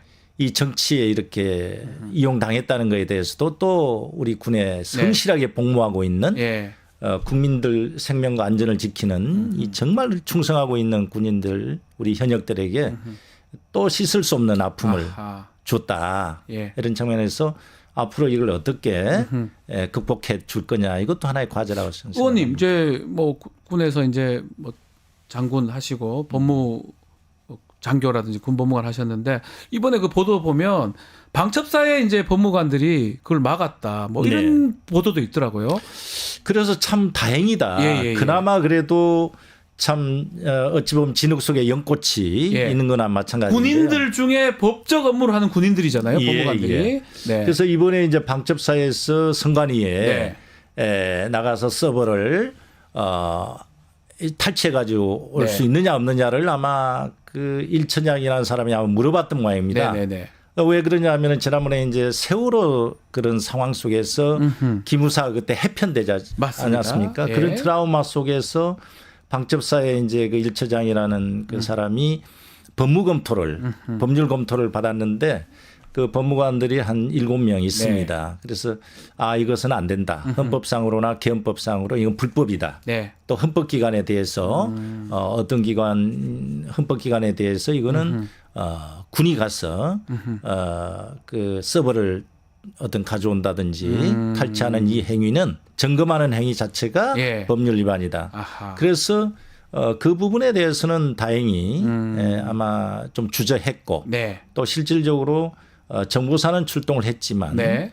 방첩사 요원들은 출동 대기 상태로 대기만인 거죠. 예. 만약에 오케이 그랬으면 갔겠죠. 불상사가 그럼요. 일어났을 수도 있을 예, 것 같은데요. 그런 부분 봤을 때는 또 그나마 지금 진흙 속의 연꽃이라고 표현하셨는데 네. 또 그런 부분도 있었다는 말씀도 한번 드리겠습니다. 체포 과정 보셨죠? 네네. 43일 만에 이제 체포가 윤석열 체포가 됐는데 네. 어떻게 보셨습니까? 체포됐던 그 상황. 저도 참 참담함을 느꼈는데요. 아침 새벽에 5시부터 이제 생중계를 보았고 그날 6시에 또 비상의총이 소집돼 있었기 민주당 때문에 비상의총이요. 네. 예. 그래서 과연 우리나라의 국격이 저렇게까지도 손상될 수 있을까? 그 원인을 참 윤석열 참 내란 우두머리죠. 네. 대통령이 저렇게까지 해서 계엄 이후에 다만은 당당하게 국민 앞에 나가서 그러니까요. 법적 정치적 책임을 지겠다 했음에도 당연히 그런 줄 불구하고 알았는데 저렇게까지 공성정에 임하면서 온갖 그 지지자들에게 메시지는 보내면서 정당하게 발부된 네. 사법부 법원에서 발부된 체포영장에 대해서 저렇게 거부를 할까 하는 그런 참담함이 있었죠. 자, 결국 체포가 됐고 이제는 어쩌면 법률의 시간, 조사, 법조의 시간이라고 해도 이제 무방한 것 같은데 지금 공수처 최초 조사는 비협조적이더라고요. 뭐 오늘 보도나 오늘 좀 알려진 바에 따르면 진술 거부권을 행사했다고 하는데 동문서답을 했다는 얘기도 있어요. 네. 묻는 거도 답하지 않고 딴 얘기를 했다는 얘기도 있고 날인도 거부했다고 그러고 조사를 더 이상 받지 않겠다라고 또 얘기도 하고 어떻게 보십니까? 그 자체가 이제 당당하지 못한 모습이죠. 평생 검사로서 했고 검찰총장을 역임한 사람으로서 그렇게까지 대한민국의 법치주의를 무시하고 말이죠. 본인이 할 때는 옳고 본인이 당할 때는 또 틀리다. 이 말은 내로남불이죠. 본인이 검사나 총장 할 때는 다 예. 하고 그거는 달리 볼 게 아니라 네. 시간을 끌면서 본인을 지지하는 지지 세력 일부에 대해서 정치적으로 보내는 어떤 메시지를 네. 내 혼자 투쟁을 하고 있다. 이런 모습을 보여주고 있는 것이 아닌가. 네. 그러나 결코 본인에게는 예. 도움이 되지 않을 것이다. 저는 그렇게 생각을 합니다. 오늘 10시에 공수처에서 조사 출석해라 통보를 했는데 안 나가겠다고 하거든요. 이거 뭐 인치 뭐 방법이 있습니까? 그러다면 이제 그 법적 절차에 따라서 강제 인치할 수도 있고 물론 예. 인치한다 해서 뭐 진술하지는 않겠습니다만은 그렇죠. 뭐 붙잡아 올 수는 없는 거니까. 그러나 아마 사전 조사 다 돼 있을 거고요. 네. 그다음에 또 중요 임무 수행자들의 즉 공범들에 대한 네. 이미 공소가 제기돼 있고 공소장이 다 있지 않습니까? 네. 그래서 예. 충분히 묵비권이라든지 협조를 안 하더라도 네. 아마 충분히 뭐 조사 내지는 또 영장 청구하는 데는 뭐 지장이 없을 것이다. 저는 그렇게 봅니다. 자, 그 와중에 체포 적부심 또 기각이 됐습니다. 네. 중앙법원에서 했었는데요. 이제 시간은 저녁까지 구속영장 청구하는 거 왜 48시간 안에 네, 해야 연장이 됩니까? 어떻게 전망하십니까? 그래서 이제는 아마 그 공수처에서 이제 어제 이제 네. 체포 적부심도 기각이 됐고 그래서 체포의 정당성이라든지 네. 그 적법성이 이제 입증이 됐고 그래서 아마 조사 결과에 따라서 구속영장을 아마 청구하지 청구를 할 않을까 것이다. 그렇게 네. 예상이 됩니다. 발부 부분 뭐 이런 그 사안의 중대성이라든지 또 그동안의 체포 영장에 대해서 한 거의 아마 검찰이든 공수처든 네. 경찰이든 한 5번 이상을 네. 거부했기 때문에 예, 예. 어찌 보면 형사소송법상의 증거인멸이나 뭐 도주 우려 우려? 네. 확실하게 떨어지는 거거든요. 그래서 뭐 어제도 또 체포 적부심도 기각이 됐고 네. 그래서 법원에서는 아마 구속영장 거의 발부되리라 저는 그렇게 발부되리라. 예상을 합니다. 예, 예. 그리고 또 눈에 띄었던 게 정말 이거 깜짝 놀랐는데 오히려 공수처장하고 그 우종수 국수본부장을 두 사람이 내란이다라고 윤석열 측에서 고발을 했더라고요. 아, 이걸 어떻게 봐야 됩니까? 이게 무슨 장난입니까? 그야말로 법기술의 최정점이죠. 적반하장도 유분수고요. 예. 그거는 아마 역시 마찬가지입니다. 그 일부 지지 세력, 네. 극렬 지지 세력에 보여주는 하나의 제수체가 아닌가 그렇게 생각되고요. 그러나 그렇다 하더라도 대한민국의 법치주의는 살아있기 때문에 당연히 그거는 뭐 본인에게 절대 이익이 되지 못할 것이다. 저는 그게 받아들이지도 않겠죠. 네, 네. 내란을 해놓고 내란이라는 얘기를 한다는 네. 게 참. 또 그리고 지금 야권에서 김건희 씨 관련해서 출국 금지나 네. 수사를 촉구하고 있는데 의원님께서는 어떤 생각을 갖고 계시는지요? 물론 뭐 필요성도 네. 있습니다. 그러나 현재 김건희 씨에 대해서는 뭐 도이치모터스 네. 그 수사도 지금 살아 있는 거고요. 또 창원지검에서 지금 진행되고 있는 명태균 네. 게이트에 대한 수사가 지금 한참 진행되어 있고 여러 가지 그 녹취록도 나오고 있지 않습니까? 그래서 검찰에서 수사를 지금 현재 하고 있기 때문에 아마 검찰에서 필요성에 의하면은 뭐 출국 금지도 할 수 있다. 저는 그렇게 보는데 저희들이 그 요구하기에는 네. 다소 조금 신중해야 되지 않을까 생각을 조국 합니다. 혁신당에서 요구를 했던 걸로 제가 지금 알고 있거든요. 저는 개인적으로는 동의합니다. 동의는 하는데 네, 네. 민주당 차원에서 하기에는 조금 그렇다는 말씀인가요? 왜냐하면 이제 그 사법 절차에다 맡기는 것도 아하. 아마 필요하다. 저는 그렇게 생각을 합니다. 창원지검에서도 하고도 있고 이러니까 네. 혹시나 도망가거나 출국하거나 이러지는 않을까요? 그렇진 않죠. 않을 것이다. 예, 이렇게 보시는 거군요. 또 부부 금슬이 좋다고 하니까요. 뭐 면회가 되는지 모르겠는데 네. 하여튼 알겠습니다. 자, 탄핵 심판 얘기도 하면 지금 2차 변론기를 열었거든요. 이제 3차, 2차 특히 미뤄달라는 그 윤석열 변호인 측의 요청을 헌재가 받아들이지 않았습니다. 지금 헌법재판소 상황도 한번 짚어주시면 좋을 것 같습니다. 그래서 현재 이제 그 5명에서 이제 6명에서 2분이 이제 두 분 더 돼서 추가됐고 8분이 지금 한 분이 재판관이죠. 이제 현재 대기 중에 있는데요. 8분으로 구성돼 있어서 다행히 이제 심리는 계속 할 수 있는 여건은 돼 있습니다. 네.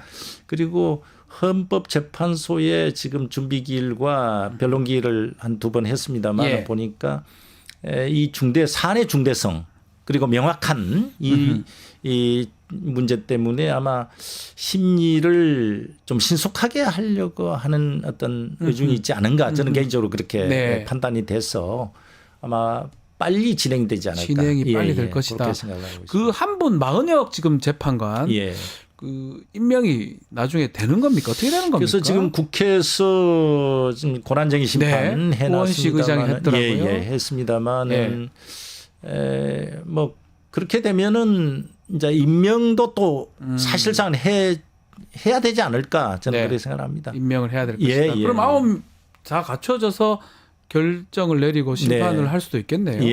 그 부분도 봐야 될 것 같고 어젠가 윤석열 그 변호인 측에서 우리가 로봇입니까? 못합니다. 너무 촉박하게 잡은 것 같다라고 막 그렇게 얘기했는데 재판부에서 받지를 않았더라고요. 하겠다라고 한 건 빨리 진행시키겠다 이렇게 의중을 드러낸 거라고 봐야 됩니까?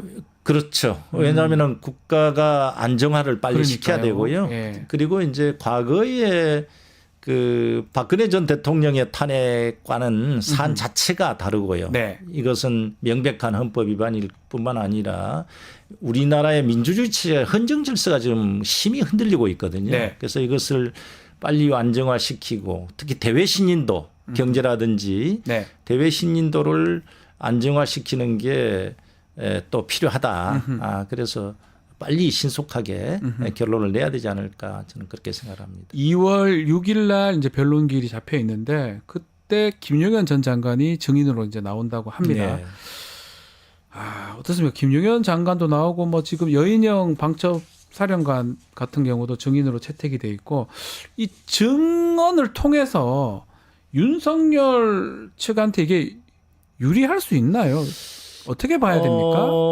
벌써 사실 그렇지 못하다고 보는데요. 벌써 지금 벌써 좀 이렇게 좀 갈등하는 모양새로 보이잖아요. 윤석열 그 피의자와 김용현 네. 피고인 간의 서로 간의 그 포고령에 관련돼 가지고 서로 베끼기 논란. 티격태격하고 제대로 뺏겼느냐 못 뺏겼느냐 뭐 시킨 대로 했다든지 뭐 승인 받은 대로 했다든지 이런 걸 하는 걸 보면은 결코 서로 간에 뭐 불리하다 유리하다 할 수 없는 왜냐하면 본인이 각자 도생을 해야 되는 문제가 있거든요. 그렇습니다. 그 베끼기 포고령 그거 올해 또 군대에 계셨고 하니까 그 포고령 베낀 겁니까? 어떻게 보셨습니까? 저도 예전에 군대에 있을 때 그걸 봤던 기억이 나거든요.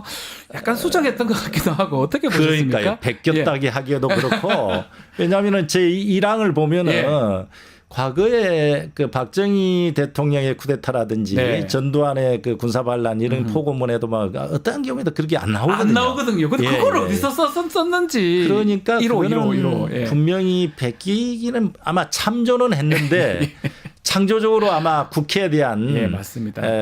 집착을 하다 보니까 국회를 바로 넣은 거 아닌가. 저도 의도적으로. 나머지 것들은 비슷비슷했는데 1호하고 전공이 처단 부분 그 부분은 새로 추가했는 거 아니냐. 그런 것 같습니다. 그 계엄 업무도 하셨습니다. 저도 맞습니다. 교감 같은 걸 하면서 기억이 나거든요. 이걸 봤는데 뭔가 비슷하게 한 것 같긴 한데 창조적으로 넣은 부분이 있는데 어쨌든 지금 그 변론하고 심판하는 과정에서 서로 말이 달라지고 있거든요. 그렇다 하더라도 명백히 그 제1항 국회를 갖다가 활동 금지를 시킨다는 그 자체가 헌법 77조 위헌이니까요. 뭐 더 말할 것도 사실 없는 상황인데 답변을 또 저런 식으로 하는 것도 저는 좀 한심스럽다는 생각 들고. 그렇습니다. 뭐 당당하지 못한 모습이고요. 개변에 뭐 개변을 하고 있는 이런 모습들이 보니까 야, 정말 저도 같은 법조인 입장에서 그리고 또 그 대리인이나 변호인들 입장에서도 과연 그게 법률적인 변론인지 참 저도 너무나 안타깝고요. 이해를 아직 못하고 있습니다. 사실은 뭐 우리 변호사들이 뭐 의뢰인을 위해서 한다는 거 맞지만 좀 아니다 싶으면 그 의뢰인하고 동조는 되면 안 되지 않습니까? 그렇습니다. 이 사람이 가는 길이 잘못된 길이라면 변호사라면 알려는 줘야 되거든. 그게 변호사 역할 아니겠습니까? 그렇습니다. 같이 막 해가 이러면 그 의뢰인, 이 피의자, 피고인 그냥 사지로 몰아가는 거잖아요. 그럼 뭐하러 변호사가 필요합니까? 그래서 과연 법률적인 조언을 지금 하고 있는지 아니면은 이항에 뭐 파면은 거의 기정사실화 해놓고 정치적인 메시지만 보내는 건지 이게 이해하지 못할 정도로 저는 좀 안타깝습니다. 자, 이제 또 오늘 좀 지켜봐야 될 게 특검법 합의입니다. 지금 국민의힘에서 결국은 자체 특검법도 지금 내놨어요. 어제 권성동 원내대표가 눈물도 뭐 흘리고 했던데 좀 합의가 될 수 있습니까? 민주당 안 하고 조금 차이는 있는 것 같습니다. 그래서 저희들은 오늘 해야 됩니다. 왜냐하면 다음 주는 이제 설 연휴로 들어가고요. 그래서 또 이미 이제 윤석열 피의자가 이제 체포돼서 구속영장이 청구될 가능성이 거의 확실한 것 같고 그래서 이것을 빨리 여러 수사기관에서 하는 문제를 특검이 일원화해서 이거를 정리를 해야 될 필요성이 있고요. 그래서 오늘 중으로 또 오늘 본회의가 잡혀 있고 그래서 오늘 중으로 자정까지는 반드시 통과시켜야 된다. 그런 당의 또 입장이고요. 또 아마 그 여당과 지금 협상을 하고 있고 다만 여러 가지 쟁점이 있는 것 같습니다. 저희 민주당 안은 이제 외환까지 이제 넣어져 있는데 아마 그 그 문제도 이제 협상에 따라서 얼마든지 합의할 수 있다. 이런 열린 마음을 가지고 지금 하고 있는 걸로 그렇게 알고 있습니다. 수사 범위 부분을 조금 줄여주고 네. 합의도 될 수도 있다. 이렇게 예, 보시는 그러니까 거군요. 수사 범위와 예. 그다음에 이제 내란죄의 그 선동죄 이런 그러니까 부분이 국민의힘이 이제 좀 의원들이 문제가 될 수도 있을 예, 것 맞습니다. 같거든요. 그래서 그 당시에 이제 추경호 원내대표라든지 예. 이런 부분이 이제 막 본인들한테는 또 좀 해당이 될 수도 있다라는 어떤 우려 때문에 네. 그 부분도 얼마든지 저희 당에서는 민주당에서는 뭐 협상의 여지가 있다. 그리고 또 특검 또 추천 부분도 여지가 있다. 예. 그런 열린 마음으로 지금 협상을 하고 있는 걸로 알고 지금은 있습니다. 대법원장이 추천하는 걸로 이렇게 좀 정리가 된 것 같기도 아마 하던데. 그런 부분도 충분히 예, 합의를 할 수 있을 것이다. 저는 전 좀 그렇게 봅니다. 궁금한 게 국민의힘 의원 개개인적으로도 인사도 하고 얘기도 하실 거 네. 아닙니까? 어떤 생각을 하고 있는 겁니까? 근데 그분들은? 개별적으로 이렇게 예를 들어서 만났을 때는 본인들도 말씀을 잘 못하더라고요. 아. 참 곤혹스러워합니다. 예. 그러나 이제 예를 들어서 뭐 집단적으로 뭐 당론을 어떻게 결정한다든지 그러면 또 당의 명령이 좀 따라야 되는 그러니까요. 이런 어떤 이중적인 그런 곤혹스러운 입장인 것도 알고 있습니다. 그 조경태 의원 같은 경우는 그래도 확고하게 신념을 좀 네. 말씀을 하시고 이번에도 아마 특검법 뭐 재의결할 때 찬성을 한 걸로 제가 알고 있는데 어떻습니까? 그 지역구는 뭐 다르지만 그 인근이잖아요. 저도 부산. 잘 알고 있고요. 또 같은 선수도 또 많이 많이 하셨으니까 또 같은 예. 동문이고 개인적으로는 예. 또 얘기가 통합니다. 아, 그래서 참 안타깝더라고요. 왜냐하면 이제 소신껏 하는 또 의정활동이라는 헌법기관으로서 예. 얼마든지 국민을 위해서 소신도 표현하고 또 행동을 하는데 네. 거기에 대해서 또 그 당내에서 보니까 어떤 측면에 집단 이지매라나요? 따돌림이랄까요? 예. 뭐 이런 걸 하는 걸 보니까 과연 저게 그런 어떤 행동이 국민을 위한 행동인지 그런 건전한 또 의정 활동을 보장하는 건지 좀 의심스러울 정도로 하는 걸 보니까 상당히 안타까운 그런 모습들입니다. 알겠습니다. 자, 국조특위도 이제 이번 주부터 본격적으로 가동된 상황입니다. 2차례 기간 보고도 있었고요. 자, 앞으로 어떤 부분 중점적으로 다뤄집니까? 그래서 두 번에 걸쳐서 이제 네. 이미 이제 그 군과 일반 행정기관 국무위원들 기간 보고를 받고 그래서 개헌의 비상계엄의 어떤 위헌성이라든지 네. 불법성 이걸 주로 많이 이제 확인을 했고요. 네. 특히 이제 군은 또 구체적으로 출동해서 윤석열 대통령으로부터 어떤 지시를 받았는지 네. 그런 것도 좀 확인을 했습니다. 그리고 또 새로운 사실도 또 밝혀진 게 또 있었고요. 그래서 이제 앞으로 남은 것은 아마 다음 주 21일 날은 이제 합참이라든지 네. 지통실 또 그 별도로 밀실 그 회의실 그다음에 비원 벙커 이런 현장 또 그 검증을 하도록 돼 있습니다. 예. 그래서 아마 그렇게 돼 있고 또 청문회도 계획이 돼 있고요. 그래서 이것은 계엄 비상계엄이 모의에서부터 네. 해제 이후 현재까지의 상황을 국회에서 국민들에게 낱낱이 알림으로써 다음에 이런 일이 일어나지 않도록 하는 교훈으로 삼는 측면도 있거든요. 네. 그래서 그런 측면에서 저희들은 지금 하고 있습니다. 국조특위 많은 국민들이 관심을 가지고 보고 있습니다. 또 그게 나중에 또 사법적으로 처리되는 경우도 있고 또 보는데 윤석열 증인 채택됐더라고요. 예. 그래서 물론 이제 나올까요? 국힘에서는 뭐 격렬히 반대를 했습니다만은 윤석열 내란 혐의 국조특위이기 때문에 본인이잖아요, 윤석열이 빠지면 이거는 뭐 진짜 이거는 정말 의미 없는. 그리고 자신 국조죠. 있으면 나와도 저는 나올 수도 있다. 예. 나옵니까 그러면? 일단은 저희들이 네. 의결을 했고 증인으로 채택돼 있고 뭐 당당하다면 나와야 되겠죠. 예. 그럼 만약에 안 나오면은 동행명령이라도 해서 아하. 만약에 동행명령도 응하지 않으면은 네. 뭐 구치소로 예. 가서라도 하겠다라는 의지를 갖고 있습니다. 아하. 네. 뭐 저는 뭐 한나라의 대통령을 했던 사람이고 그렇다면 나와서라도 본인 생각이라도 제대로 국회의원들 앞에 좀 하면 좋겠는데 근데 지난 상황 보면 그 국회 가는 걸 엄청 싫어했잖아요. 시정 연설도 안 하고. 근데 이제 제가 좀 의아스러운 것은 네. 국힘에서 이제 국민의힘 당에서 이재명 대표와 네.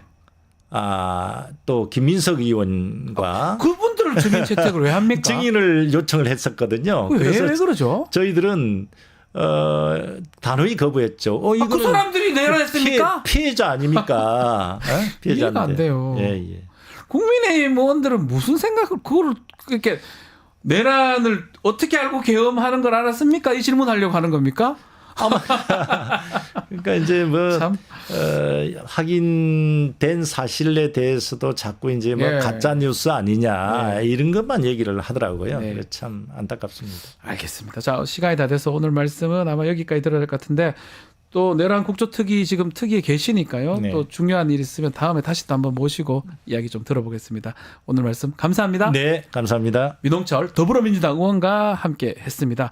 자, 구독자 이벤트 하나 소개해 드리겠습니다. 뉴스토마토 연중기획 다시 민주주의에 여러분 초대하겠습니다. 이종찬 강복회 회장과 함께 대한민국 민주주의 현주소 짚어보고 해법을 찾아보고자 합니다. 신청은 다음 주 월요일입니다. 월요일까지 선착순 50분 모시고요. 화면에 나가는 메일이나 휴대폰 번호, 성명, 연락처, 소속, 직함까지 남겨주시면 됩니다. 다음 주 월요일 방송 소개해드리겠습니다. 김민하 평론가의 먼데이 뉴스, 영식당, 또 박균택 의원 대담한 대담 준비되어 있습니다. 많은 시청 부탁드리고요. 이어서 2부 뉴스 인사 프라임 진행되니까 조금만 더 기다려주십시오.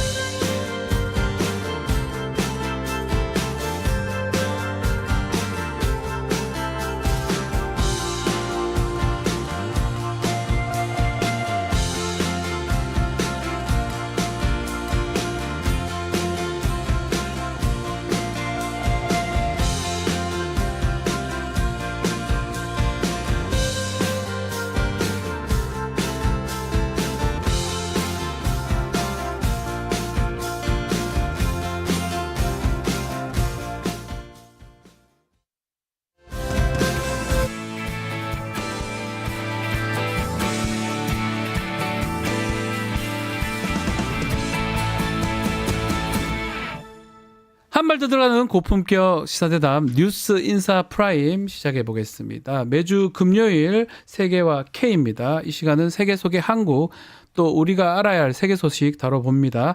오늘도 문희정 평론가, 알파고 기자와 함께하겠습니다. 안녕하십니까? 네, 안녕하십니까? 안녕하세요. 네, 자 우리 세계와 K에서도 지금 먼저 윤석열 체포 소식 먼저 좀 얘기를 좀 나눠보겠습니다. 보셨죠? 예. 예, 어떻게 보셨습니까? 영장 집행 과정.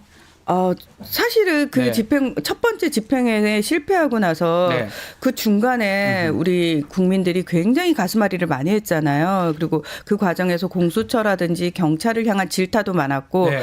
그 과정에서 또다시 경호처 내에서 그동안 알려지지 않았던 그 수많은 윤석열 그 부부의 민낯이라고 해야 되나요? 부끄러운 민낯들에 대한 얘기들이 굉장히 많이 나왔죠. 예. 그러면서 저희가 그날 새벽에 사실은 그 현장을 보면서 생각보다 너무 쉽게 진행이 되는 거에 아하. 약간 저는 이게 맞나라는 의구심이 들 정도. 경찰도 사실 이거 함정 아니야라는 의구심을 가졌다라고 얘기를 하잖아요. 5시간 걸렸어요. 뭘 쉽게 해요.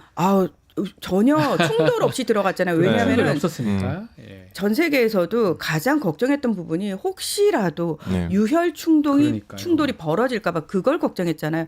그거 없이 마무리가 돼서 다행이지만 중요한 건 관자 안에 들어가가지고 엄청나게 시간이 걸렸다는 거 아닙니까? 네. 끝까지 안 나오고. 애를 먹이는구나. 대통령으로서의 품격은 1도 없구나를 다시 한번 아하. 확인하는 상황이었습니다. 알파고는 어떻게 보셨습니까?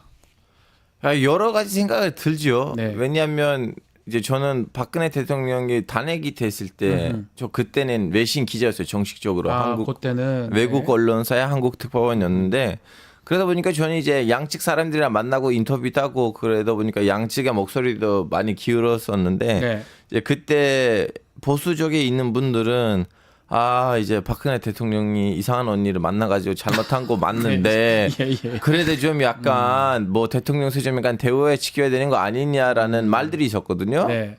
이제 그 대우를 지키지 못하는 분이 체포됐잖아요. 그래서 좀 약간 인생이라는 거는 좀 약간 특이하다. 특이하다. 자, 이 12.3 불법 계엄 내란 사태부터 윤석열 체포 때까지 정말 외신들이 거의 생방으로 보도를 한다고 저는 느꼈거든요. 네. 집중 보도했어요. 체포하는 것도 이런 사례가 없어요. 없으니까 그렇군요. 왜냐하면 저는 이제 체포된 대통령들의 사례들을 봤는데 네. 다 구테타 시기 안에서 현직 대통령이 이제 그렇죠. 했는데 나머지들 이제 탄핵이 되고 난 다음에 체포되거든요. 탄핵 그 과정이 끝나고 네. 체포가 되는데 근데 이번에 좀 약간 사건이 왜냐면 원래 진입 쿠데타들은 거의 99% 성공하잖아요. 성공이에요. 네. 성공 실패할 일이 없어요. 자기가 하는 건데 예. 근데 이제 실패했어요 이번에는. 제가 몇 주 전에 말씀드렸던 그 얘기를 다시 이거는 진짜 역사 교과서에 들어갈 사건이에요. 이거는 앞으로 많은 나라들이 연구를 할 거예요. 그렇죠. 정확히 어떤 기관이 복종을 안 하는지 정확히 어떤 기관이 먼저 폭로를 했는지 이 얘기들이 다 하나씩 그 사람들이 공부하려고 한국 그 문헌들을 이렇게 뒤집을 겁니다. 예. 아니 이게 어떤 의미로 받아들이시면 되냐면요. 우리가 지금까지 뭐 대통령이 체포됐다 이거는 말씀하신 것처럼 쿠데타가 일어나가지고 그 쿠데타 세력에 의해서 대통령이 강제로 끌어내려지고 이런 거는 우리가 남미라든지 아프리카라든지 소위 말해서 민주주의가 완벽하게 정착하지 않은 국가들에서는 많이 봤던 일이에요. 그렇죠. 그런데 한국이라는 나라는 민주주의가 제대로 정착된 나라의 대표적인 케이스였어요. 그렇죠. 왜냐하면은 우리는 식민 지배도 겪었죠. 우리는 내전도 겪었습니다. 군사 쿠데타를 겪었어요. 쿠데타도 있었죠. 이 모든 걸 다 겪으면서도 중요한 거는 민주주의를 일으켜낸 전무후무한 나라였거든요. 예. 그 나라에서 대통령이 스스로 이 민주적 질서를 흐트리고 위협하는 모습을 전 세계가 실시간으로 봤잖아요. 그 상황이기 때문에 미국에서는 뭐 이런 표현을 하잖아요. 뭐 어느 민주주의 국가든 모두 다 시험대에 오를 때가 있다라고 표현을 해요. 자, 그랬을 때 과연 정말 탄탄한 민주주의 국가라고 생각했던 나라에서조차도 이런 대통령에 의해서 권력을 가진 사람에 의해서 친위 쿠데타가 벌어졌을 때 어떤 식으로 시민과 의회가 함께 힘을 합쳐서 회복을 해나가고 그 과정에서 법치가 회복되는지에 대해서는 전 세계에서 한 번도 그런 역사가 없었기 때문에 이번에는 이걸 바탕으로 아마 다른 나라에서도 참고를 굉장히 많이 할 겁니다. 그래서 외신들이 주목을 했다라는 건데 뭐 조금 늦어진 감은 있지만 회복되는 모습들이 제가 이 우리나라 있지만 12월 3일부터 43일 걸렸지만 그래도 회복되고 있는 거잖아요. 그게 네. 좀 조금 약간은 좀 뿌듯함도 있습니다. 그렇죠. 네. 그러니까 그냥 저는 늘 우리가 이 한국이라는 나라를 얘기를 네. 하면서 수치적으로 이야기하는 거 좋아하시는 분들한테 제가 그냥 수치적으로 말씀을 드릴게요. 네. 늘 경제 이야기하고 그다음에 글로벌 신용평가사들이 이 나라를 어떻게 평가하고 이런 얘기를 하지 않습니까? 네. 자, 프랑스는 총리 몇 번 바뀌는 거 가지고 글로벌 신용평가사들이 부정적으로 하향 조정했잖아요. 맞습니다. 근데 글로벌 신용평가사들이 아니 한국은 불법 계엄을 선포하고 내란이 벌어졌는데 왜 그거는 부정적으로 하향 조정하지 않았어라고 물어보니까 시민들의 민주주의 회복력을 이유로 들었단 말이에요. 그게 뿌듯하다는 말씀이에요. 맞습니다. 예. 그런데 중요한 거는 대통령이 정당한 공권력 집행, 체포영장 집행에 불응하면서 본인들의 지지자들을 준동하면서 선동시키면서 굉장히 대립 국면으로 끌고 갈 때는 글로벌 신용평가사들도 딱 그렇게 표현했어요. 네. 이게 더 길어지게 되면 우리도 부정적으로 하향 조정할 수밖에 없다라고 대놓고 이야기를 했거든요. 큰일 날 뻔했습니다. 사실은. 맞습니다. 더 끌어졌습니다. 네. 근데 사실 이거 다 교육이에요. 한국 소크라테스도 그 국가론을 보시면 네. 이제 거꾸로 하는 얘기가 직접적으로 말을 안 하지만 거꾸로 하는 얘기가 뭐냐면 한 사회가 교육이 없으면 거기서 민주주의는 결론적으로는 포퓰리스트들한테 넘어가고 독재가 수립됐는데 아하. 민주주의는 교육 수준이 있는 사회들의 아하. 행정 체계다. 그렇죠. 이거가 아직도 떠오르는 게 결국 12월 3일에 어떤 내란을 막은 거는 우리 건전한 시민의식, 시민들이죠. 국민의식, 네. 또 그 군인들이 그래도 그나마 이건 아니라고 판단하고 좀 소극적으로 등등이 다 합쳐져서 지금 체포까지. 아니 경호처에 있었던 분들도 마지막에 경호처 길을 터준 분들도 네. 아마 그럼요. 그런 맥락으로 네. 이해를 해야 되지 않을까 생각도 듭니다. 그러니까 왜 정치학을 네. 배울 때 저희가 뭐 기본적으로 이데올로기 배우면서 민주주의가 어떻고 보수주의가 어떻고 이런 걸 막 배우는데 네. 이상하게 한국이라는 나라는 꼭 거기다가 한국식 민주주의, 그러니까요. 한국식 보수주의라고 한국식 이야기를 해요. 그렇게 왜냐하면은 다른 나라에서 봤을 때 또는 기본적인 개념에서 봤을 때 너무나 벗어난 부분들이 특이한 부분들이 많이 보이는 거예요. 그래서 네. 늘 그 이야기를 하잖아요. 한국은 미국이 이식해준 민주주의 체제를 가지고 있다라고 표현을 하잖아요. 그래서 민주주의 역사가 짧기 때문에 여러 가지 부작용들이 나올 수밖에 없고 그게 한국만의 독특한 모습으로 나타날 수밖에 없다라고 늘 그렇게 예외성을 인정을 하면서 이야기를 했는데 저는 지금 이 상황이요. 설사 그렇게 시작은 예외적으로 시작됐다 할지라도 그 민주주의가 결국 정착해가는 과정에 있어서 알파고 기자가 얘기한 것처럼 시민들의 의식이 시민들의 역할이 얼마나 중요하고 결국 시민들이 그 과정 속에서 학습 효과를 통해서 성장해가는 과정을 보여주는 똑같은 걸 보여준다라는 거죠. 물론 우리는 굉장히 압축적으로 전 세계에 보여주고 있는 거죠. 있고. 네. 알파고 네. 이거 일본에서는 생방송 했던데 체포가 되는 네. 거 중동에서도 좀 다뤘습니까? 일단은 그 시간차가 있어요. 그래요. 죄송합니다. 거기서는 밤 밤 1시나 2시였기 새벽이었어요. 왜냐하면 그 생방으로 하긴 어렵죠. 일본은 뭐 우리랑 거의 시간이 같으니까 되는데. 저는 언론사들을 다 뒤집어 봤었거든요. 다음날 네, 한국 다음날. 시간으로 네. 오후 한 4시, 5시에 네. 중동 언론들을 봤었는데 이제 똑같은 날에 중동에서도 또 다른 일이 벌어졌어요. 사실은 큰일. 뭐가 있었습니까? 예, 팔레스타인하고 이스라엘 휴전안이 이제 양쪽도 오케이라고 했다는 그 소식. 그래서 저는 그러면 제가 언론사들의 메인 페이지만 볼게요. 왜냐면 기사는 다 있어요. 기사를 안 실어주는 언론사는 없는데. 실어주는데. 근데 메인 페이지에 있느냐 없느냐를 가지고 알아보자고 했는데 이란하고 튀르키 언론사들은 메인 페이지에 없었어요. 메인 페이지는 거의 다 팔레스타인, 이스라엘. 근데 신기하게도 사우디아라비아에 있는 그 주류 언론사, 네. 아랍에미리트에 있는 주류 언론사 그리고 이집트에서 알아흐람이라는 언론사가 있는데 그 100년 넘었어요. 그 언론사 신문사가 나온 지 100년 넘었거든요.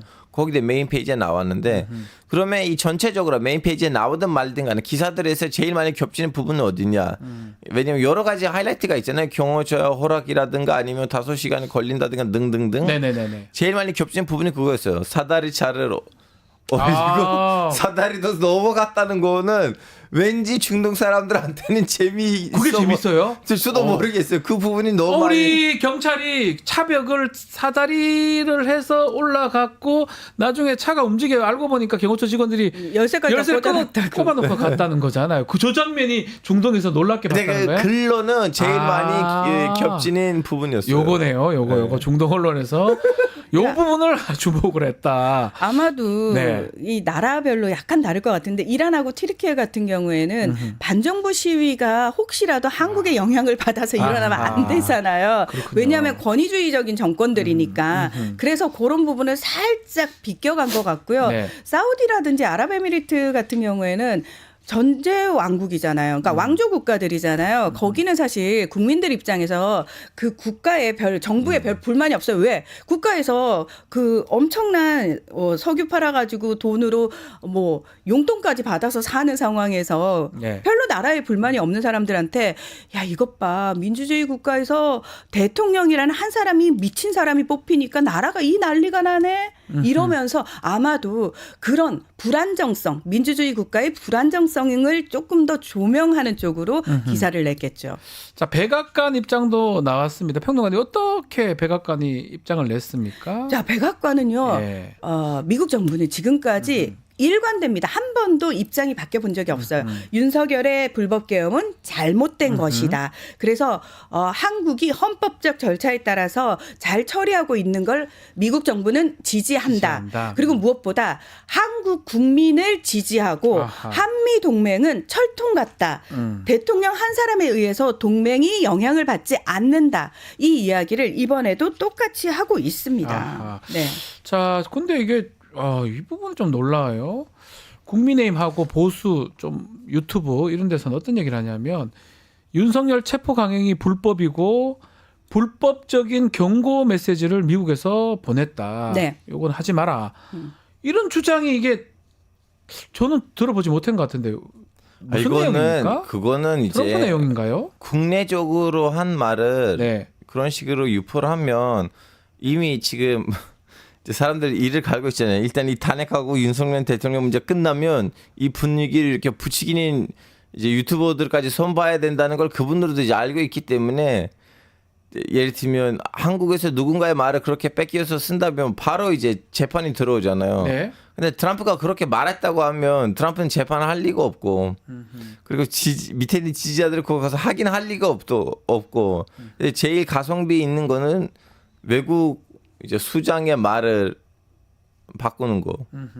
근데 일단 예. 트럼프는 어떤 언급도 안 하고 있고요. 한 번도 한 적이 없을 것 네, 같은데. 맞습니다. 네. 지금 아직까지는 한국이 트럼프의 첫 번째 의제가 아니기 때문에 그런 상황이고, 자 미국의 소리라고 하는 VOA 굉장히 우리 언론에서도 많이 인용을 하는데요. 미국 국무부 산하 맞습니다. 거기서 지원을 받아가지고 방송국이 운영이 되거든요. 네.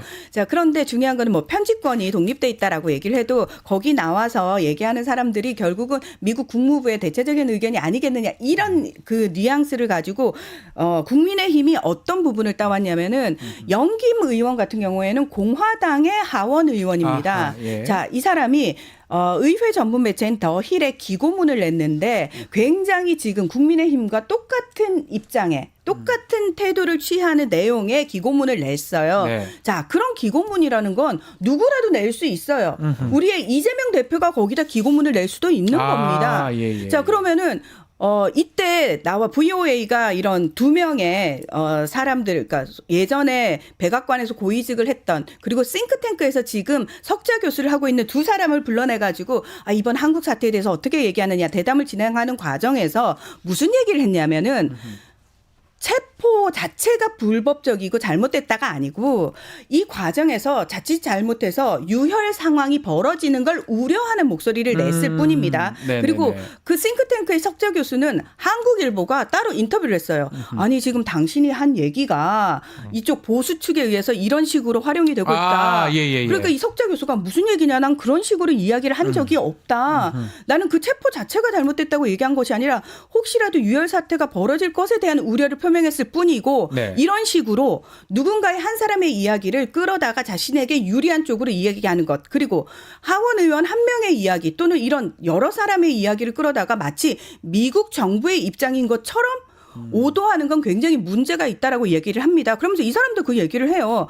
한국 상황에 대해서 한국의 의원들도 여러 가지 의견을 가진 의원들이 있다. 그러니 그 한 사람만의 얘기를 듣고는 이거 미국 정부가 이렇게 얘기를 했다라고 얘기하는 건 하면 안 되는 짓이고. 그러니까요. 그렇죠? 그러면서 본인도 뭐 본인의 얘기가 그런 식으로 오도되는 거에 대해서 굉장한 우려를 표명을 했습니다. 그래서 이런 식으로 사실 제가 봤을 때 최근에 굉장히 일반 게시판에도 미국에서는 사실은 윤석열 대통령을 엄청나게 지지하고 있고 이재명 대표를 굉장히 비판하고 있고 이런 거를 자기네들이 가짜 뉴스를 막 다 붙여가지고 그런 것 같아요. 네, 퍼뜨리고 있더라고요. 이거 명백히 가짜 뉴스입니다. 가짜 뉴스고 뭐 예. 중공 얘기도 하고요. 뭐 이재명 대표는 중국 쪽이고 뭐 이렇게 하는 데가 이준석 의원도 뭐 하교 출신이라는 말도 있었고. 이준석 예. 맞나요? 아니지 않나요?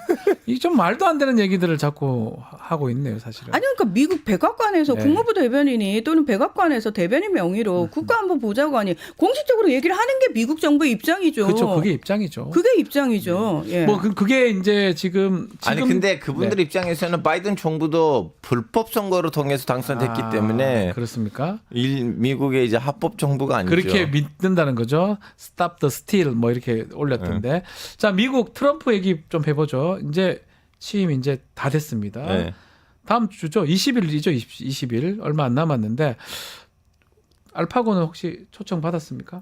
저 돈이 없어요.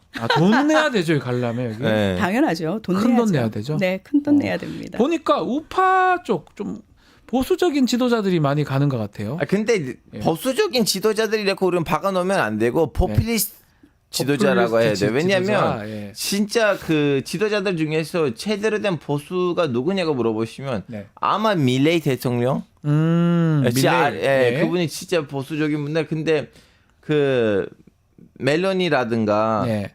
그 다음에 이제 그 뭐죠 엘살바도르인가 예. 거기 있는 이제 나이브 무켈레. 무켈레 이분들은 좀 살짝 뭐라고 해야 되나 그동안 얘기하지 않았던 것을 얘기하면서 당선됐던 사람들이에요. 네. 좀 약간 특이해요. 예. 예. 그러다 보니까 뭐 예를 들면 오르반 대통령도 우파라고 말하기에는 이제 완전한 좀 약간 포퓰리스트. 왜냐면 따로 우파가 있어요. 예를 들면 또 거기 명단에 있는 영국에 있는 그 UK 리폼 UK 정당의 당 대표.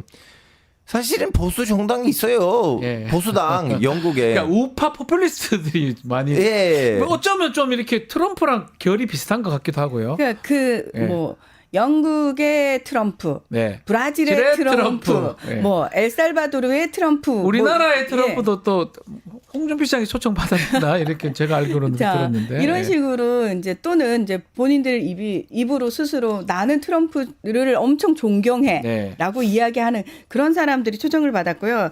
자, 트럼프 입장에서 원래 미국 대통령 취임식은 다른 나라의 국가 정상이 참여하지 않거든요. 그게 관례거든요. 그러니까요. 근데 트럼프는 늘 본인이 세계의 중심, 늘 어디서든 중심이 되는 걸 좋아하잖아요. 그리고 트럼프는 이걸 과시하고 싶어 하는 거예요. 봐라.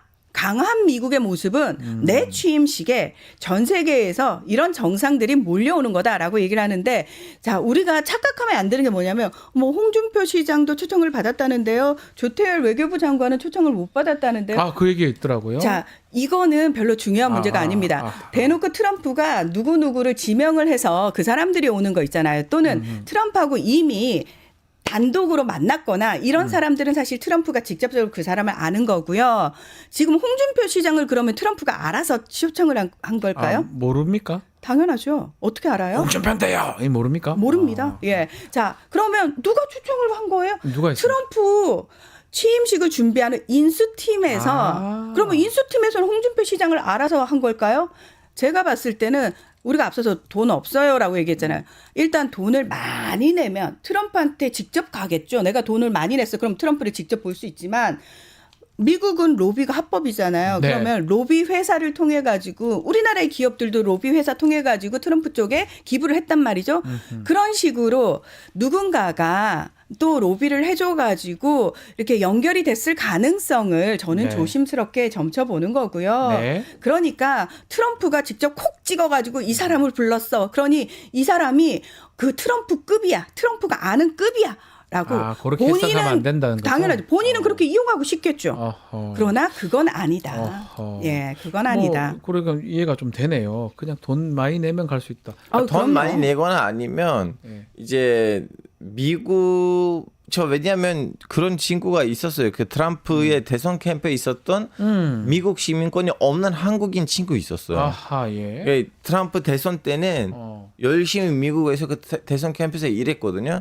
그 제가 아는 거 한 명인데, 네. 자 생각해보세요. 그렇게 몇 명이 계셨을 거 아니에요. 자 한국에서 누구 와야 됐는데 그분들이 야 그렇지. 누구를 아, 그 부를까? 역할을. 야, 누구를 부를까 하다가 지금 대통령이 한국에서 좀 약간 흐지부지하게 됐잖아요. 네. 그럼 그나마 좀 약간 보수를 대표할 만한 사람 누가 있을까 좀 약간 직책도 있고 그렇게 물어봤을 때 남는 거는 서울시장하고 대구시장이 안 남으니까 네. 뭐 좀 약간 조금 더 굳은 색깔로 가자고 해서 그렇게 선발될 수도 있어요. 그렇죠. 그러니까 이게 뭐 그렇게 정말 큰 의미를 의미를 주지 가진다고. 예. 아니 뭐 트럼프하고 단독 정상회담을 하면은 엄청난 그렇죠. 거죠. 그렇죠. 예. 자, 트럼프가 이제 취임이 되는데 사실 그 취임식을 의미를 두지는 말아야 되지만 앞으로 지금 글로벌 관계 보편 관세 구상 이런 부분은 구체화가 되기 때문에 요건 사실은 조금 앞으로 혼란스럽고 걱정이 좀 많이 되기도 하거든요. 그러니까 사실 어떻게 보십니까? 네, 이번 불법계엄 사태, 내란 사태 일어나기 전에 이재명 대표도 가장 사실은 많이 고민했던 네. 부분이 트럼프의 복귀를 앞두고 우리가 어떻게 대응책을 준비할 것이냐 이 부분이었다라고 얘기를 하잖아요. 근데 정작 윤석열 정부는 불법계엄이나 선포할 생각을 했지 이런 거에 대한 대비를 1도 안 했단 말이죠. 전혀 하지 않았습니다. 자, 일단 트럼프는 대외 수입청이라고 해가지고 외국의 어떤 미국에 들어와서 뭔가를 하고 싶어? 또는 미국에 뭔가 수출하고 싶어? 네. 그럼 무조건 관세를 물리겠다라는 그리고 그 관세를 받는 그 역할을 하는 기구를 아예 만들겠다라고 이야기를 하고 있거든요. 실제로 이것과 관련해 가지고 지금 전 세계가 난리 났지 않습니까? 캐나다하고 멕시코는 25%라고 얘기를 하니까 멕시코 대통령, 캐나다 총리가 나서 가지고 이 부분에 어떻게 대응을 할 건지 자국에서 지금 난리가 났죠. 자, 중국이 사실은 제일 조금 여유가 있어요. 왜냐하면 우리는 트럼프 1기 때 트럼프한테 가장 많이 강하게 얻어맞은 나라가 중국이거든요.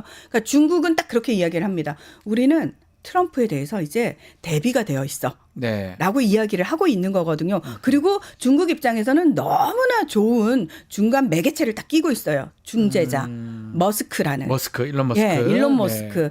그래서 실질적으로 뭐 틱톡의 미국 사업 부문을 미국에게 중단했어요. 매각하지 않으면은 중단된다고 19일부터 틱톡 중단된다고 미국에서 이런 얘기 나오잖아요. 근데 트럼프가 딱 대놓고 이야기를 해요. 본인이 1기 때 틱톡 금지시켜야 돼 막 이렇게 얘기했다가 갑자기 아유 나한테 도움이 되는데 틱톡을 굳이 금지시킬 네. 필요가 있어라는 식으로 이야기를 하거든요. 그러니까 본인에게 유리한 상황만 펼쳐지면 얼마든지 입장을 바꿀 수 있는 게 트럼프라는 걸 중국도 너무 잘 알고 있는 거예요. 그러니까 전 세계가 예전에는 무조건 트럼프 비판이었고 얘기 안 해, 안 통해 이랬다가 지금은 다 뭐 실리콘밸리 IT 기업들도 다 바뀌었죠. 아하. 트럼프한테 밑보여서 좋을 게 1도 없다. 일단은 좋은 관계를 만들어서 들어가서 무조건 트럼프하고 직접적으로 이야기를 해야 된다. 왜?